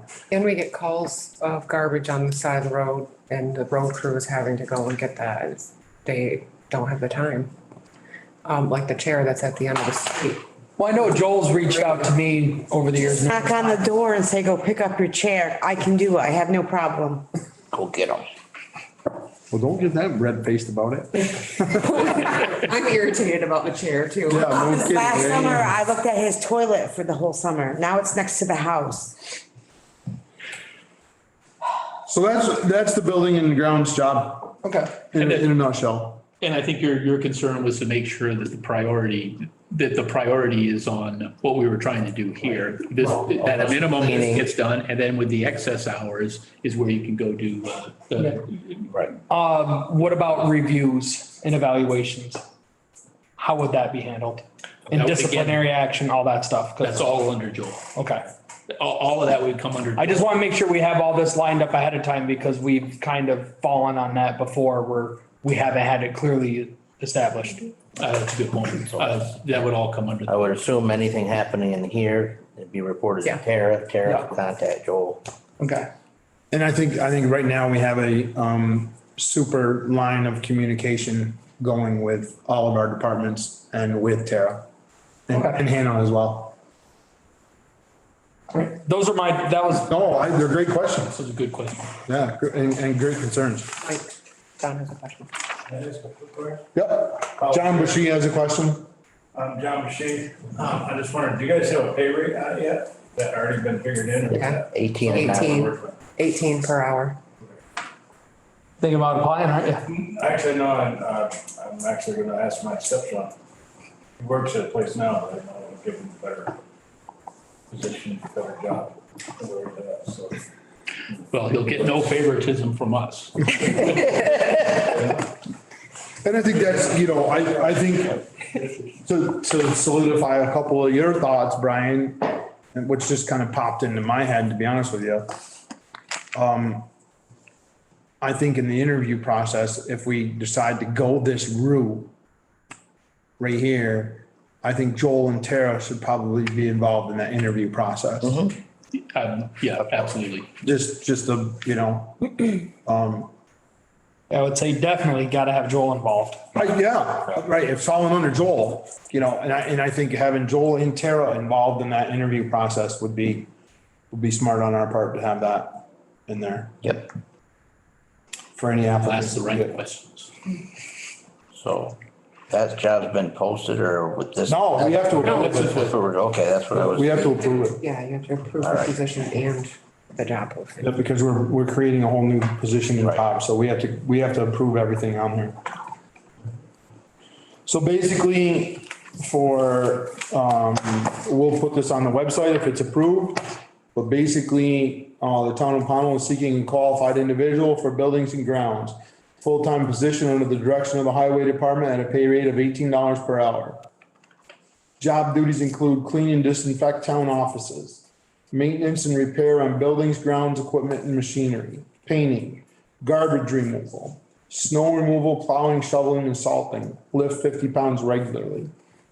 Required qualifications are a valid driver's license, a high school diploma or equivalent. And all interested applicants should email their resume to Tara Parks at executive.assistant@townofpownell.org. I'll make a motion that we post for this position as stated. Second. And then, I'm sorry, you have to say any discussion? Any discussion? Sorry, Bob. I think, well, also, who'll be writing up the full job description? Yeah, I mean, I realize we don't need it for the posting, but we will need it before. I would imagine Joel and Tara. Joel and I can work together. Yeah, I think Joel and Tara should be able to sit down and write up a complete job description. And I think one thing that I want to make clear, if we can put that in the job description, maybe it should go in this as well, is that, Like a little bit of mechanical ability. well, I'm not worried. Duties as- There's a liability issue with that. I want to make sure that in this job description or this posting, that it's not just for the town hall, it's for all town properties. Yep. Well, buildings is plural. Right, buildings Well- and grounds is. Right, but when we give the job duties include, maybe it should say will include but not limited to. Yep. Or something like that, because we want to make sure that they know they have to may have to go to wastewater. We want to make sure they may have to go down to Strobridge Park. Different places, Brian, that's where I'm going. Yeah. I just want to make sure that we know, well, hey, nobody told me I had to go down. Yeah, that's not my job description. That's right, you know, I just want to make sure that That's the collection of whoever garbage, applies picking up knows trash. that it encompasses all town properties. Yep. So maybe it says job duties, will include but not limited to or whatever, I don't know. Yeah. And other duties as needed. Yeah. Something to that effect. I just want to Then make you sure. and Joel can get together and hammer something out. Yep. And he approved us too before. No, I know, it's just, you know, and that's an oversight by me, to be honest with you, because I don't even think we thought of that. I mean, we probably said it 100 times when we were talking in that meeting, but we didn't put it in the job description about all town property. Yeah. Yeah, that's true. Well, we don't have a job description yet. Well, that's true. The- But even in the posting, Yeah. That's easy enough. any more discussion? All those in favor? Aye. Carried. Number 11, camera research. That's Hannah. Hey, welcome back. One up here. We might as well just stay over here. That's true. Yes, I will give each of your packet.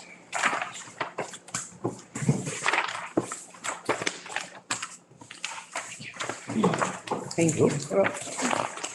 Oh, thank you, sir.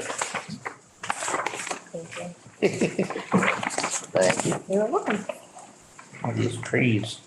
Okay, so I spent a lot of time looking at different cameras for surveillance of illegal dumping. I looked at so many cameras. There are some trail cameras that are really highly rated, but then when you go into the cellular changes the megapixels and it distorts images. Some are good during day, but not good at night. I came up with these two options that were the best overall. They also were two of the most reasonably priced ones. The Moultrie Mobile, this one that has the Delta in the bottom. This one, from the specs, you would think that this one would do better, but from what my research looking into Bushnell Cellular, they have better reviews. The pictures that I've seen from the customers are better, and at night it has better image quality, which I think is really important because most of it's probably going on at night. They have like an 80-foot range. These two right here, both of them do not have the cellular or the solar panel on them. Right. But in my research, I found that those smaller solar panels, first of all, it's hard for the light to get to them. Second of all, they don't really supply enough juice to keep the camera going for a long time. So even though it does have the solar power, the camera is only lasting customers like maybe a month, even less sometimes. So if you look through the packet, there are solar panels that you can buy. They come with cables. They attach to the tree. They come with the brackets. Then there's aux cables. You hook it into the solar panel to the camera. These are bigger, so they can supply more juice to the camera. And they also, since they have a cord, you can put them somewhere else. So say your camera's being blocked by the leaves up at the top of the tree for the sun, you can put the solar panel in a different spot on the tree. The solar panel isn't secured, but they do have cables you can buy to like put it around the tree, hook it to the solar panel, and then lock it. And then there's also a lock box included in both of these. The lock box is for the camera only. And then it doesn't come with like a padlock, you have to buy that, but that's a really minimal charge. So the Delta Moultrie Mobile comes to $224.97. And the Cellucor from Bushnell comes to $282.97. And both of them have really similar data plans as well. Bushnell, I think, is $14.99, whereas Moultrie Mobile is $16.99 per month. And both of them do offer deals where if you do them annually, you get a little bit of a price cut. Is that per camera or is that? It is per camera, but they do offer deals if you have more than one camera. So this $282.97 and your $224.97, that is camera, solar panel and lockbox. That's what I thought. Okay. That's for the larger solar panel. Yes. Does the solar panel have any protection from overcharging the battery? When the batteries are, when they run out, it goes to the internal battery that's in the camera. So. But I'm talking about the overcharging, so it's not boiling the battery internally. They are made specifically, so like the Bushnell has one that's specifically made for it, and they did say with buying off-brand solar panels to be careful of that because it can happen, so there must be something so that. That's something we gotta check. Yeah. But if you get the battery powered ones, you're gonna be changing the batteries quite often, yeah. And they only last, from a lot of the reviews, the cellular trail cameras, if you have a battery powered only one, they're only lasting like 2 to 3 weeks. So somebody's gonna be out there every 2 to 3 weeks because the cellular takes up a lot of juice from it. Don't last that long. How many, I bet you during the winter they don't. Yeah. I don't know what you guys were Mine, thinking, but I was put it in thinking last November. like probably starting working? small with only 2 to 3 cameras and then see how that works. I was talking to Tara about it, and so I was looking at research at other towns that have done it. Most towns that have done it just started, so they don't have a lot of statistics yet about if it worked, if it just deterred somebody to go somewhere else. But once, if people don't know they're here and we start taking pictures of them and then we find them and they're talking to their friends, people are gonna be more apprehensive to just go out and dump their trash wherever. Looking for new- These are pretty portable, right? I mean, we can Yeah. put them into Yeah. three different places. Let's say we had three, and then of course, every couple of weeks, go out and change it up. Yeah, surprise, they Nobody move. knows where they are. There's a perfect job for our buildings and. I was just thinking that. Give them a 40-foot ladder and have at it. If my calculations are close, or if the estimates are here, and this is about $1,500 a year, but I don't know how long the cameras themselves last. You know, how long before somebody destroys one or it just wears out. Yeah. So the camera itself would be $300 a piece, 282 is what you're thinking this is the better camera, correct? Yes. So if we're thinking that this is the better camera and it is approximately, I forgot what we said it was a month, for about 15 a month, one was 14 something, one was 16 something. But for the service is about 500 a year. I'm guessing a little bit high so that, you know, hopefully we'll come in under that. So each camera would be about $1,500 and let's assume they have a 1-year life, $1,500 a year. Generally, I've got some that are 3-4 years old and still running, so. Okay, so maybe we don't have to. I've got, Camera. I don't even know how many cellular cameras from a different company. Right, than me these too. two. But some of those are definitely 4 years old with no problem. Mine, I don't have the solar package. So we changed batteries. I got two But of if we're putting these in an elevated position, which we probably should, Right. so that you need a ladder to get there or whatever. I'm sorry, it's about 200 a year for the surface. Right. Right. Yeah, I was. Because I pay 120 bucks. I didn't know where you were getting $1,500 from. I was like, what's he talking about? Number, like, wait a minute. Yeah, no, right. So, Because the service is per camera. Right. right. That was gonna be my question to you, the services per camera, because I know there's some out there that have, but I think I gotta bet that it's all gonna balance out at the end. Right. They have a service plan of X number of cameras per year, but it's all gonna balance out. Right. I really believe that, because why wouldn't they? So, And that's what I meant. I'm sorry. So if rounding up the 282.97 to 300, Right. 3 cameras is going to come to about $900, a little bit less. And the service would be about 200 a year. So that's per camera. So that's going to be $600. So the first year is at 1,500. Then if the cameras keep going, then it's a continual cost of 600 per year. Is that unlimited? Yes. Oh, okay. So I know some of them. And it's stored right in the cloud, they- right? Yes. For 30 days usually. But you can take and pull them out and save them. Yes. Yeah. and so I guess we would cross that bridge when we come to it, but it would come to someone that we could probably set it up so it comes to the town. You know, because it comes to a phone, Yeah. mind you. Put it right on the website. Do you know this person? But well, it's all Hey, good. that'd be a hell of a deterrent if it pops right up on our. High in the Yeah. tree, and it has an 80-foot range. Can you tilt a trail? You can tilt Yeah. them, okay? Yep. All right. Put wedges on. Because they behind the do road. have options where those ones don't work quite as well, but like the no flash, and then people wouldn't know they were up there. Right. Well, these are probably no flash, actually. Yeah. They're low glow. Animals. I think-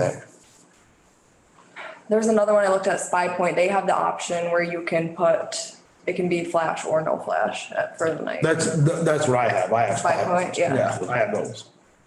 Only because, they were so inexpensive when they first came out. That's why I Yeah. handed out them. It's like, to be honest with you, now Work, so I could give you a list of them. There's, I got Moultrie. I think there's 15 of them in there right now. I don't even know. Lose track. Half the time I don't know where they are. But, I think it's, I don't know how else to catch the people that are dumping stuff in these places other than to have a camera and to find them. You know, we already have that ordinance in place. It's, we know where our problem up and down Route 7, Route 346 comes, okay? We Right. comes from, we know where those come from. Right. But on Burrington Road or down at the Palm Beach or Indian Massacre Road, or we can name, Yeah. 15 places, each one of us, different places. Rebecca said be careful talking about location. So, FYI. I don't know. but there's multiple places that we can put cameras. And we really and truly only need to catch a couple people here and it's more than paid for ourselves. As long as we take it seriously and actually Act do about it. something with these people and not Well, I just, think we should, Brian. oh, yeah, but we're not gonna do anything. I think we owe it. I think we as a select board owe it to our residents of the town to start cleaning this place up. Drive down Route 7 and look over the bank. Yeah, Look up Anywhere. the bank. we owe it to the residents and we owe it to Joel and his crew because they shouldn't have to go around spending their days picking up garbage out of the ditches. And ourselves. Yep. We all live here. Yeah. So what's, Bring up volunteers. how many do you think we should get at first? Oh, I think Three. I think Hannah's idea of 2 or 3 to start with is a great idea. What do they got that deal? If you buy 2 or more, they're only $99 each Yes. So, yes. on the Bushnell. 5 Point is really, I have a, packet in here for them as well. I didn't print that one, but they're really similar in cost. So if you guys use 5 Point and you know those work, and if they work at night, what's better than having some that work, I showed you. I'm looking at reviews, there can be paid reviews online, there can be people Yeah. trying to promote their company, but if you have them and you know them. I tend to always go to the worst reviews and see what the worst people have Well, to that's say. on Moultrie, that's what I found, their reviews online, like on their website were really good, but if I looked on any other website, they were not the same, so. There's this 5 Point picture from last night of a fisher. Oh. Yeah, well, it seems like you'd be able, if somebody was dumping though and they had a vehicle there, it seems like you'd be able to see a license plate. That was 3:53 this morning of a fisher. Yeah. So, the fisher's pretty clear. And that it's probably, Do you have, is this the one you have, or you don't have solar powered one? I don't have the Yeah, solar okay. powered ones. No, I don't. Mine are all battery. But it's the same exact camera. Right. Except for mine are battery and that one's a solar power. Right, and you charge the battery ahead of time and then before you put it out, and then the solar maintains it. This one, actually, the specs are all really Solar for a similar. couple of years. The megapixels are a little bit smaller, but I also read on an article that if a camera advertises more than 12 megapixels, it's not really It's more than not 12 fast. megapixels, yeah. Right. Yeah, that's good. There's a Bobcat. The specs are really. I can show you whatever you wanna see. For everything. Yeah. In 5 Point, I have a monthly thing.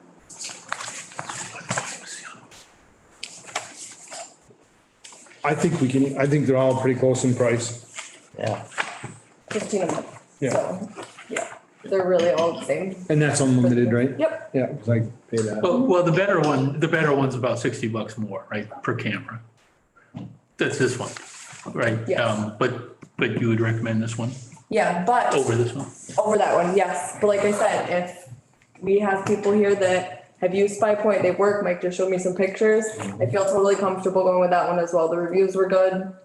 I have 2 people sitting here right in front of me saying it's good. I've had good luck. I mean, I've seen the reviews, some of them that people have not had the best of luck with them.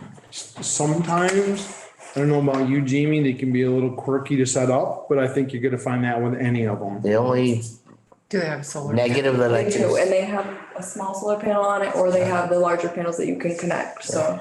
yeah, the only negative is if you have the intensity too high when it's raining or snowing, you got a lot of pictures of that stuff. But other than A lot that, of raindrops. yeah, that's, Yeah, and no I mean, matter, and you want, when you're I think setting. that's no matter what make you- sure- yeah, no matter what Right. camera you get, you're gonna get some glow photos. Can you adjust that stuff remotely or do you gotta? Yeah, no, you can adjust it all Okay. right on the things there. Rebecca wanted to add that it's a cheaper alternative than serving papers and going the court route. Yeah. Oh, yeah. She said you'd like to hear that. She knows you too well, Bob. Yeah, that's the main page, and then you hit the camera, and in there you can go to status and all that and change all the set points inside there. Now, do they only send photos or can you do like a live stream video? You can do videos Yeah, too, you can do videos too. but, Yeah, so the more expensive, 5 Points can do a video. yeah. The less expensive ones don't do video, but That I've got a couple. Solar one and. An unlimited plan comes with like, I don't know about Couple solar Wi-Fi with ones. these two, it comes with a They just certain got a amount of little- videos they that you work. can have per month. So, Now, do they do cloud storage? Yes, Okay. it's free. Free cloud I was storage. gonna say, cause if you got 3-4 cameras all streaming to one phone, you're gonna fill in internal storage pretty quick. Yeah. yeah, it's cloud-based, and then you say what you want out of there Do they auto delete the cloud storage after a while on for you? 30 days. 30 days? And one of these actually does it for a year. I think it's Moultrie. Yeah. I'm not sure about Spy Point, but they keep the photos for a year.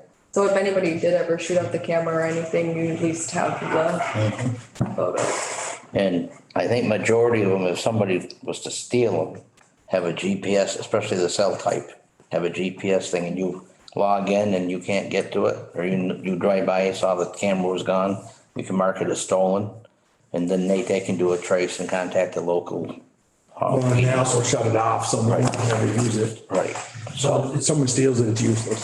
right. Well, if somebody steals it, if it disappears, it's probably because they're dumping and don't want to get caught. Right, I'm just saying. Not because they want a camera. And unless they're really, See the flash and go, yeah, oh. unless they're really good, usually it's already sent the picture. Yeah, that's true. Because that's how I've got mine set up as instant versus, or you can set them up like 12 times a day or whatever. I mean, you can set up different intervals and whatnot, but Thank you, Munie. I'm fine with going with the ones recommended by Mike and Jamie. like I say, I don't That's fine. have, No, it's a third option. She's got it up on her computer over there. They're basically all the same price. yeah, they're all, It's all similar pricing. I think it's very similar. I think the software's probably simple. I'll entertain a motion for, some cameras. I make a motion that we, buy 3 of, what's that one called? Spy Point. With the same options Yes. as Hannah presented with the other two. Yes. Second that. Any more discussion? We want to make that motion to use on a trial basis. Well, I did, never mind. just doing a purchase That's fine. right If now. it doesn't work out, we just won't, we'll Are you remove getting it. glary eyes from me? I'm getting tired. That's good. All those in favor? Select Board Planning Commission member voting discussion. I just want to state, that this came up just a few months after I was first elected, and the statute has not changed. The questions come up multiple times in the last 4 years that I've sat on the board. And this time, due to the way the question was asked, we had our liaison do it. And so we paid somebody to take and do a response for, I don't know, between 5 and 6 hours of, I'd like to nip this in the butt myself, because it's a state statute. It's there for the planning, DRB, and So if I can, his Zoning, position. Thank you. because if you're gonna take somebody off the planning, then you have to go by the same token for him for zoning. Right. We are a small town and it says in VLCT that you can wear 2 hats. Not that I always agree with it, but we're allowed to use 2 hats. And because of a handful of people that don't think that VLCT is the right way to go or agree with them, they're there for us to use, and they use lawyers and they know what's going on and they understand the laws and they're not gonna tell us the wrong way. And so I would like to just say that we need to stop this nonsense and stop costing money to the townspeople for all of this stuff going over and over and over again, when there's just a few handful of people. And also, I would like to remind anybody and anybody out there, you have every right to talk to any one of us and ask us any questions, but please do so through our legal email, not personal. And if you're talking to somebody personal through your personal email or your personal phone, that's not cool. You should maintain respect, responsibility to this board and use what you're supposed to use, our email, period. And that's the last thing I'm going to say on that. I've got a couple of things to say. Just for clarification for everybody. I know that when I first got on the board, ex officio, everybody thought that it meant non-voting. It doesn't. Non-voting and ex officio are two different things. Ex officio is the designation given that if you hold a position, by virtue of holding that position, you also hold a different position. So some examples of that, or at least I believe these would be valid examples, would be as select board members, we are also the sewer commission. We are also the board of health. We are also members of the civil authority. And in those cases, we are voting members. Correct. So that's what ex officio, that's the purpose, and the purpose of that explanation was to understand what ex officio is. Now, if you're you can also be non-voting ex officio. If you're non-voting ex officio on the planning commission, you do not count against the total. You don't count against the 7 total. Right. However, there is no statute that says a select board member who serves on the planning commission cannot be a voting member. And in fact, let's use Brian as the example, just randomly. Using Brian as the example, the only way that we could make him a non-voting ex officio member of the planning commission is if he either resigns or we vote unanimously to remove him or make him change his designation.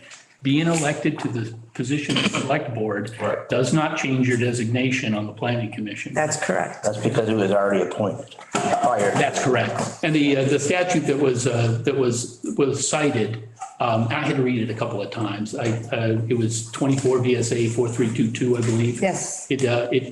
What that meant was if we were a rural town, which we are not, by the way, we're over 2,500. But if we were a rural town, that would mean all 5 of us would be non-voting ex officio members of the planning commission by virtue of our position on the select board. It would not count against the 7. It would be in addition to the 7. We would be in addition to the 7, but we would be that non-voting ex officio capacity. But we can also appoint someone from the select board to be a voting member of the planning commission, should we decide to do that. We can appoint non-voting ex officio members of the select board or from other boards to the planning commission, should we decide to do that. They would be in addition to the 7, wouldn't count as part of them because they would be non-voting. So again, I know I'm being a little redundant, but I want to make sure that it's clear. I hope that's clear enough, and I hope that everybody understands it. And again, and the other thing is I've always thought of this as a rural town, but I guess by legal definition, since we're over 2,500, we're actually fall into the urban category. Yep. And that's where we can appoint up to 2. That being said, I think I'm going to send in a letter of interest to be a non-voting ex officio member of the planning commission. I think I would like to be on that in the non-voting role. So with that being said, Tara, can you put the statue up on our website, please? Sure. Thank you. The statute can go on the website. I think also, on that. Multiple statutes. Right, it's multiple statutes, actually. And It might be. Can I include maybe Rebecca's? yes. Yes, That's what I was gonna please. say. Yes. Include the response from VLCT. VLCT, yep. About, from Garrett. And also I apologize, I forgot the other guy's name, the other gentleman's name that was in there. Carl. Carl. Yeah, okay, Carl. They both said the same thing because in this case it is Brian, and because you were on the planning commission before you became a select board member, you continue in VLCT's eyes, you continue as a voting member on the planning commission. You don't have to give up. In a nutshell. And just adding one more thing, it wasn't just the VLTC. We No, that's also right. reached out to VPIC, Vermont Planning Information Center. It got the same answer. So that's two different organizations who specialize in knowing these things and answering these questions for towns, and got the same answer. Any more discussion? Perfect. Municipal planning grant. So I basically just need you to officially approve the municipal planning grant that it was submitted by the planning commission last fall and was rejected. I'll entertain a motion. So moved. Second. Any more discussion? All those in favor? Aye. Congratulations.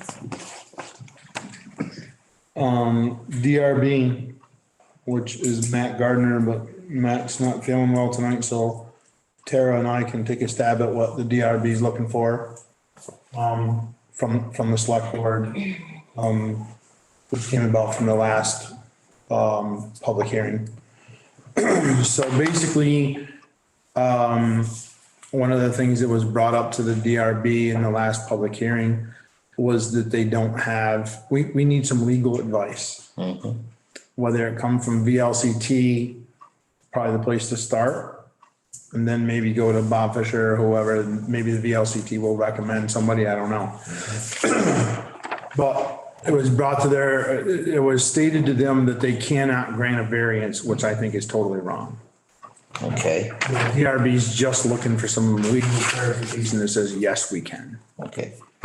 Have they checked with VLCT first or no? No, because that costs money and they came to us first. We're the ones that. Okay. We have the operation, That's, ability.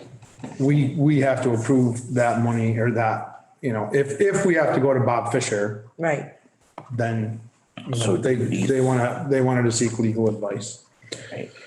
The other question that we need to find out, which I already know the answer, but we want total clarification on it, is when there is a public hearing, say for a subdivision or whatever it's for, a business or whatever.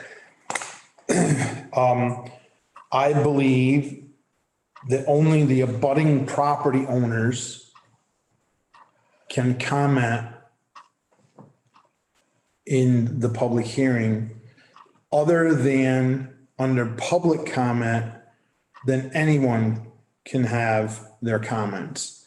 But when you're in a public hearing, hearing both sides of the debate, the only abutting property owners are allowed or at that point to speak until you get to the public comment portion of your public hearing. Well, the budding properties does include across a roadway. Right, but it doesn't include somebody 3/4 of a mile away or 2 miles away or across town. Right. That's No, the legal definition of abutting property. Right, I'm just stating it's not that- just a budding Right, no, on a stone wall, but also but across the somebody roadway. that lives 8 miles away, Correct. probably only under public comment should have a comment, not in the debate itself. And we just need legal clarification on that. Allowable comment. Okay. So just a couple of questions that the DRB had. Email Sue. So we need to reach out to the VLCT to ask those questions, or? Yeah. Okay. Yeah, and then if they direct us somewhere else, we probably should make a motion to authorize Tara to, or Rebecca or whoever to go to. Now, as far as the variance question, is that from new or a pre-existing? Or you want it? There's nothing we can do, I don't think there's anything we can do about pre-existing. Okay, I didn't know if that's what line they want. No, new, moving forward. Okay, Yeah, moving forward. I don't think there's anything you can do about pre-existing, that's already there. So whether it's agreed upon or not, that doesn't matter. It's new moving forward.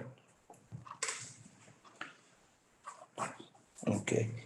I may ask both of them though. Just because if we see a change of use or on a property.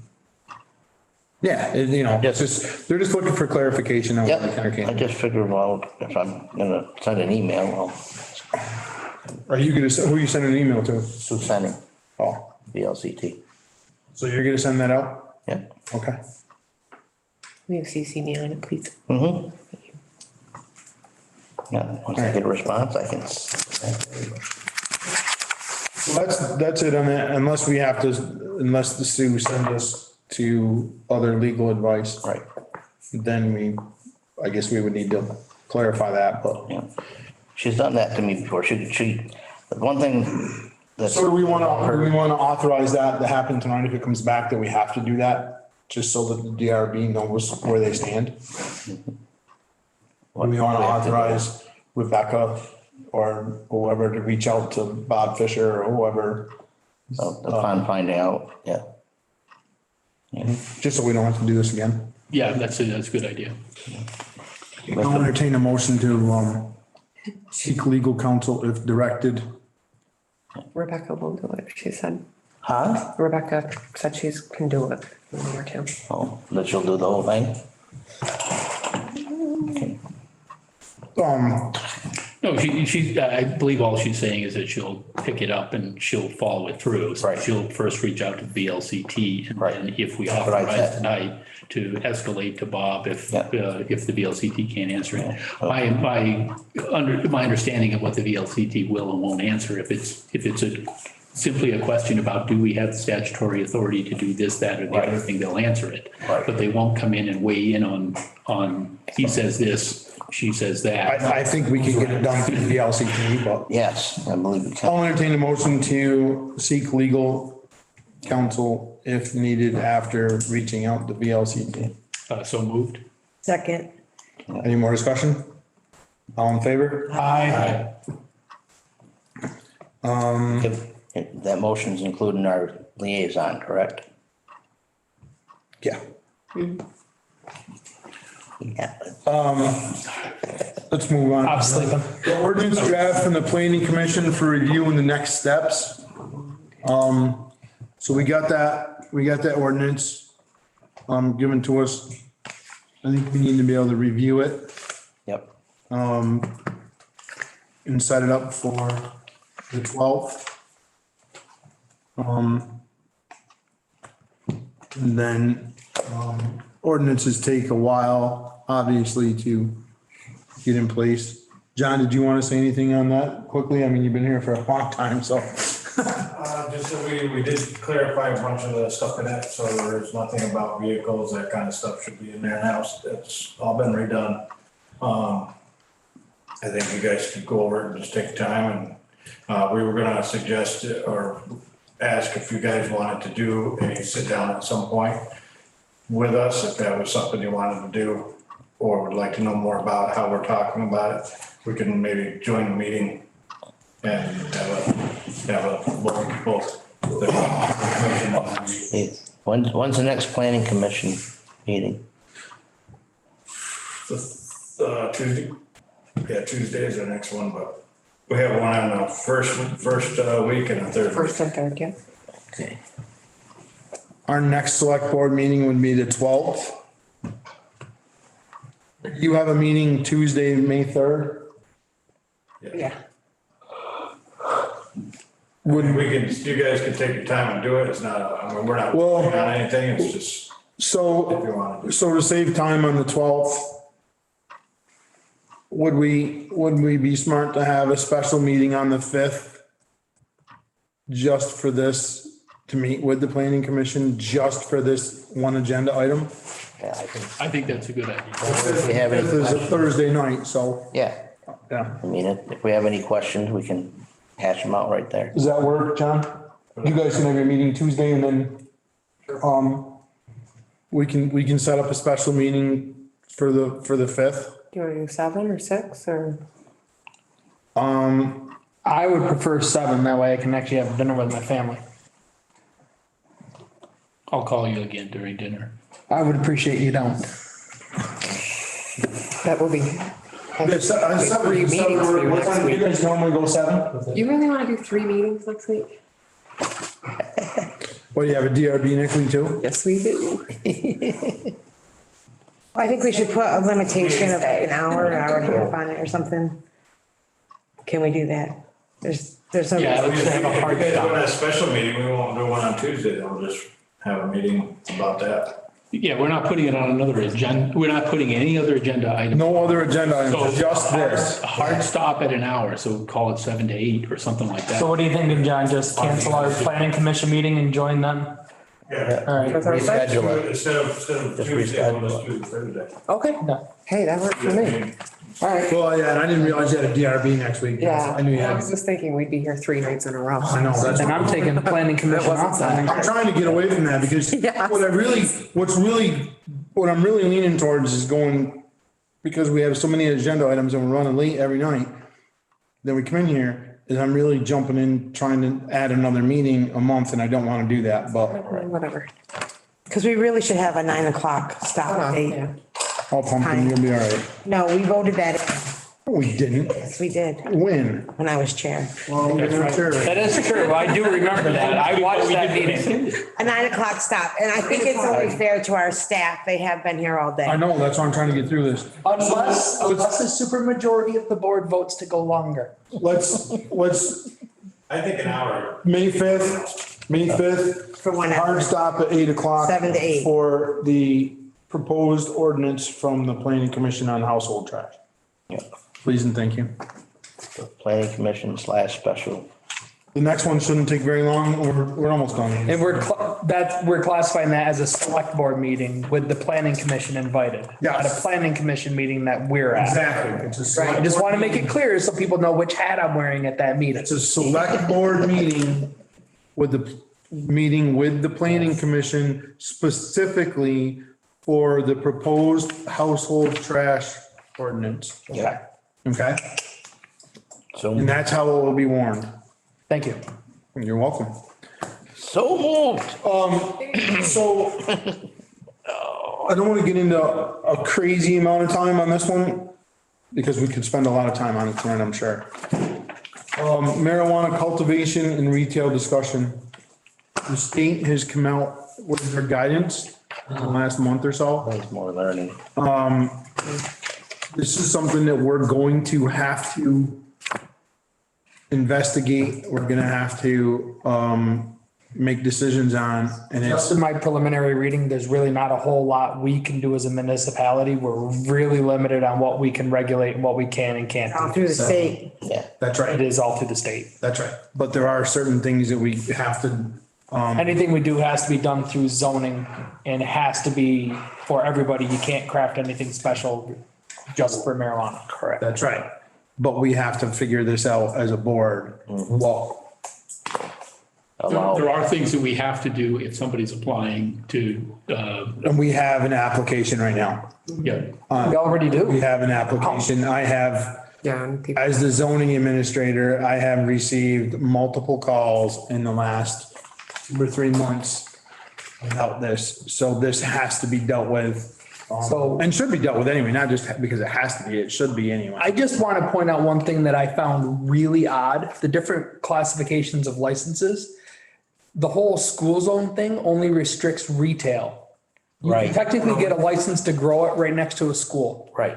That's been, I found that really odd. I was surprised It too. Point blank says you can't restrict that right.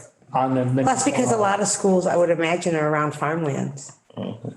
And So- in that's, Vermont, definitely. The only thing about the grow part of it, from what I read, Brian, which is limited from what I read so far, is that they have to have it so secure fencing. Yeah, there's the whole thing. There's a whole the thing. Security and all that. But still, so I just wanted to put this on people's radar. Yep. We do have an application right now that Hannah sent me the other day. And, For a dispensary or for growing? a micro grow.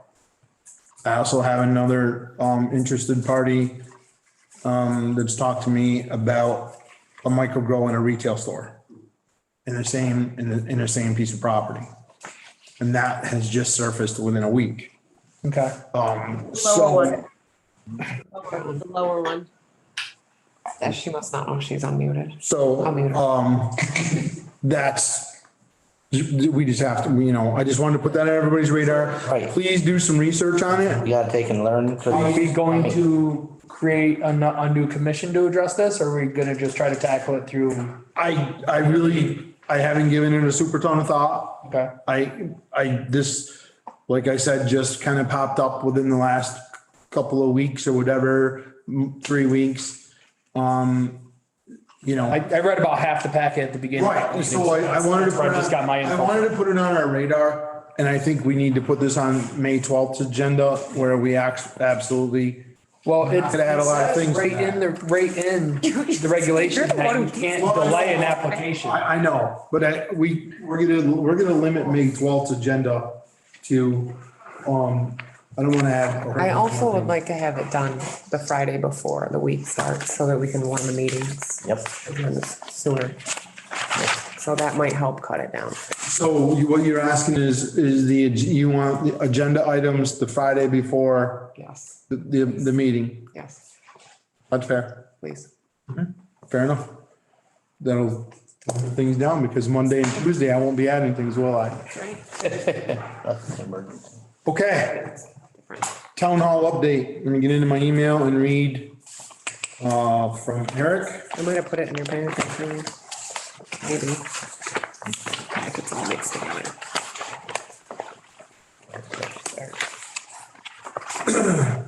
This is the update from Eric. We met with the utility companies to review the schoolhouse move. The plan is in place, just need to set the date where all the parties can do the work. They are thinking early June. Met with the tree company about limiting the trees overhanging Center Street. Working with schoolhouse moving company for on-site visits so he can tell us what they need to do, preparation for the move. Working with the engineer on the schoolhouse floor loads to bring up the code stamp drawing, being done now. Excavation company starting next week, finishing the underground pipes, finish grades, topsoil, et cetera. Concrete company ready to pour the generator pad, stairs, the schoolhouse basement floor, once they're ready.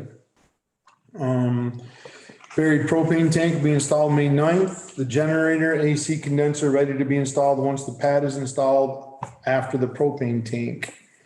Preliminary schoolhouse demo on the outside will start next week.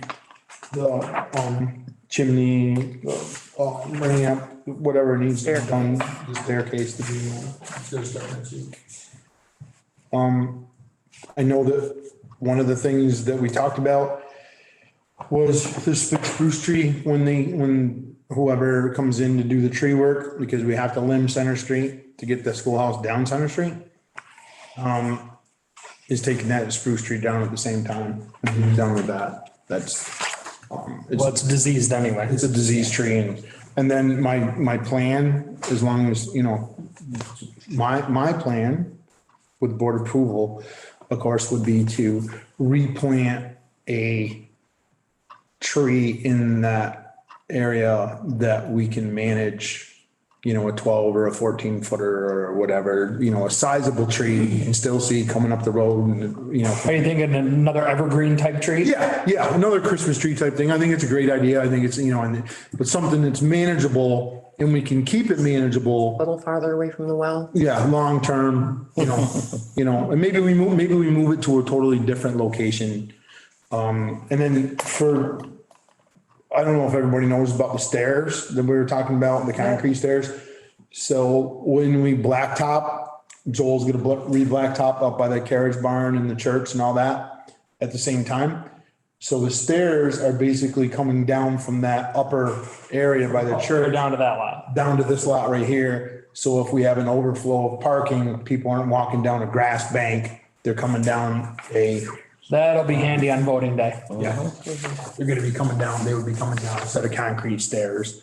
And we're going to go as wide. Think about putting a railing up through there to kind of direct people toward it? Yeah, we'll have to. Well, yeah, Well, on the stairs themselves you will, but I mean along the edge of the road up there. That way it kind of funnels people. I think you gotta do 6 foot each side. Yeah, I don't know. To- Whatever we do is gonna be up to code, that's for sure. It'll be code. any direction. Any questions on the town hall stuff? I have a couple things. Don't leave town hall stuff yet. Did you see market I'm analysis? done with the town hall. I'm gonna be super fast. Yeah. Did everybody see this in the Yes. email today? All the comparative analysis. Yeah, and the fact that it's gonna be tough to figure out what to do with it because it's on the same lot as the church. Yeah, so there's technically no property with it, the footprint of the building. Right, it's the building. So I would like Hannah and I to brainstorm other use ideas and maybe. Well, if Leonard hadn't come up with the idea for the kennel there, I was gonna suggest we turn that into the kennel. I can't do that with neighbors. Yes, you can. There's soundproofing. Getting them in and out. I think that's a great idea. Now that we have a base to work off of. we Yep. can- I think it's a great idea. Ideas for leasing, or renting or whatever. Maybe we could encourage one of the dispensaries to set up shop in there. Charge them. Never know. Hey, you can, there's, Hey. I think Tara and Hannah, You gotta remember it's a historical district. everything so far, everything that Tara and Hannah have tackled into they've What'd really you done a say? super job, so What did you say? I agree with them Your dad and dog. tackling into this project and brainstorming. Never. Totally. I'm so looking forward. No to way. this recommendation. I bet my life on that. I can come up with some good ones, Is that all you had for town hall? even more. We need the entryway stuff. Perfect. So you all have copies of this, I think. This is the thing where you push the buttons and we can let people in from our desk. In the rain. I was just thinking that. It's a little different. And then this would be where we post our hours, for people outside of the door. That last page. got the So little people white can ink kind in of the tell. letters. I've seen those, I was part of it. There's a magazine rack that we put permit applications and stuff on in the entryway, so they don't necessarily have to come in. And this is the payment box that we discussed, that will be in the entryway, not outside. What's the total value? I just add it all up.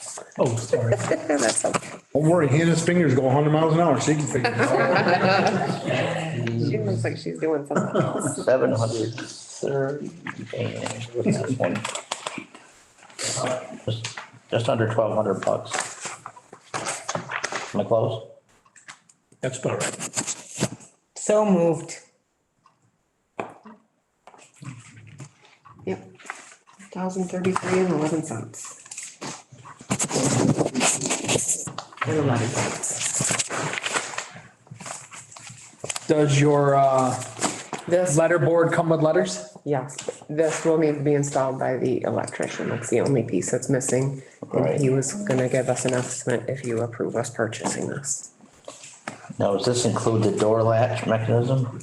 Because it looks like it's just a reader and, It's just the reader and the screens. and But the door latch, I would work with Kelson on trying to figure out which, because that is set up to work that way. That there's a box they're supposed already, to it's be already wired Yes. and everything for it, so. And the one, I can't remember what the mechanism was. Yeah, it's like an electronic door lock, It's got something two like that. latches. Yeah. Self-transformer.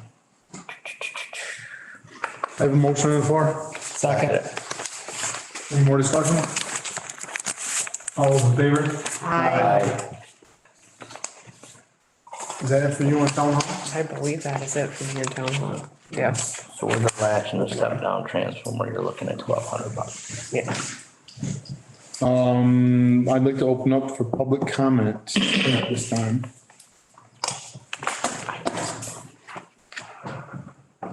If you want to speak, you can either raise your hand or unmute yourself.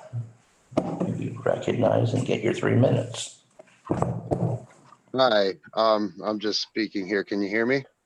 Yep. Can you state your name, please, sir? My name is Douglas Kolakowski. I was just commenting towards out of curiosity, what are your regular zoning laws in terms of setbacks from property limits, if that's probably the route that will be proceeded for the cannabis cultivation part of things. Thank you. Don't know what it states in here. Haven't got that far. I don't understand your question, I guess. No, I just heard you guys mention that you didn't know what you were gonna do about the cultivation aspect, but you thought that maybe the standard town setbacks would apply. So I was wondering what those standard setbacks are. Is it 50 feet? Is it 75 feet? Is there any, do you guys know, or can you point me in the right direction to find that information? Let's Well, see. they would be in our zoning bylaws, but I don't think in the zoning bylaws, there's any setback on agricultural use. And that, I believe that's what this is gonna fall under, is that an agricultural use. The regulations on the state level, it not considered a crop, and agricultural laws do not apply. It goes under your normal zoning laws. Well, If I read it right, just a quick read on my part. well, we gotta check, we gotta do some more research. We don't have Rebecca said it. it would be in the state. I'm unmuted if you want me to answer. So, It's under, it's under, cannabis regulations. He has it right. Oh, too many people. talking. Sorry. He has it right where it's not regulated under agriculture now unless It's not. the Senate Bill 188 passes. And then in that case, it would be under agriculture. But as the state has defined it, it says that the cultivation is legal anywhere in the state regardless of town bylaws. But in order to want to comply with town bylaws, I would at least want to know if there were any standard setbacks if it's not agriculture as to what the town would, deem it as. If it, I don't know, it's not a building, so it's hard to do. But if say you were to put up a pool, I know like a pool is usually in my town is a standard 50 feet from the property line type of thing. So I didn't know if there was a basic standard of measurement that might apply to other things that we could just not take in stone and take your guys' word for it, but just to kind of get some idea of what that standard, minimum was. Well, I can answer that. In your particular area, it's 25 feet side, 25 feet side setbacks and 50 feet in the front. And I think it's 25 in the rear as well. well, the other thing we gotta do, there's a sub statute that we need to look up that we don't have in front of us right now. Not statute 7 VSCA 869, and so that'll give us more clarification on that also.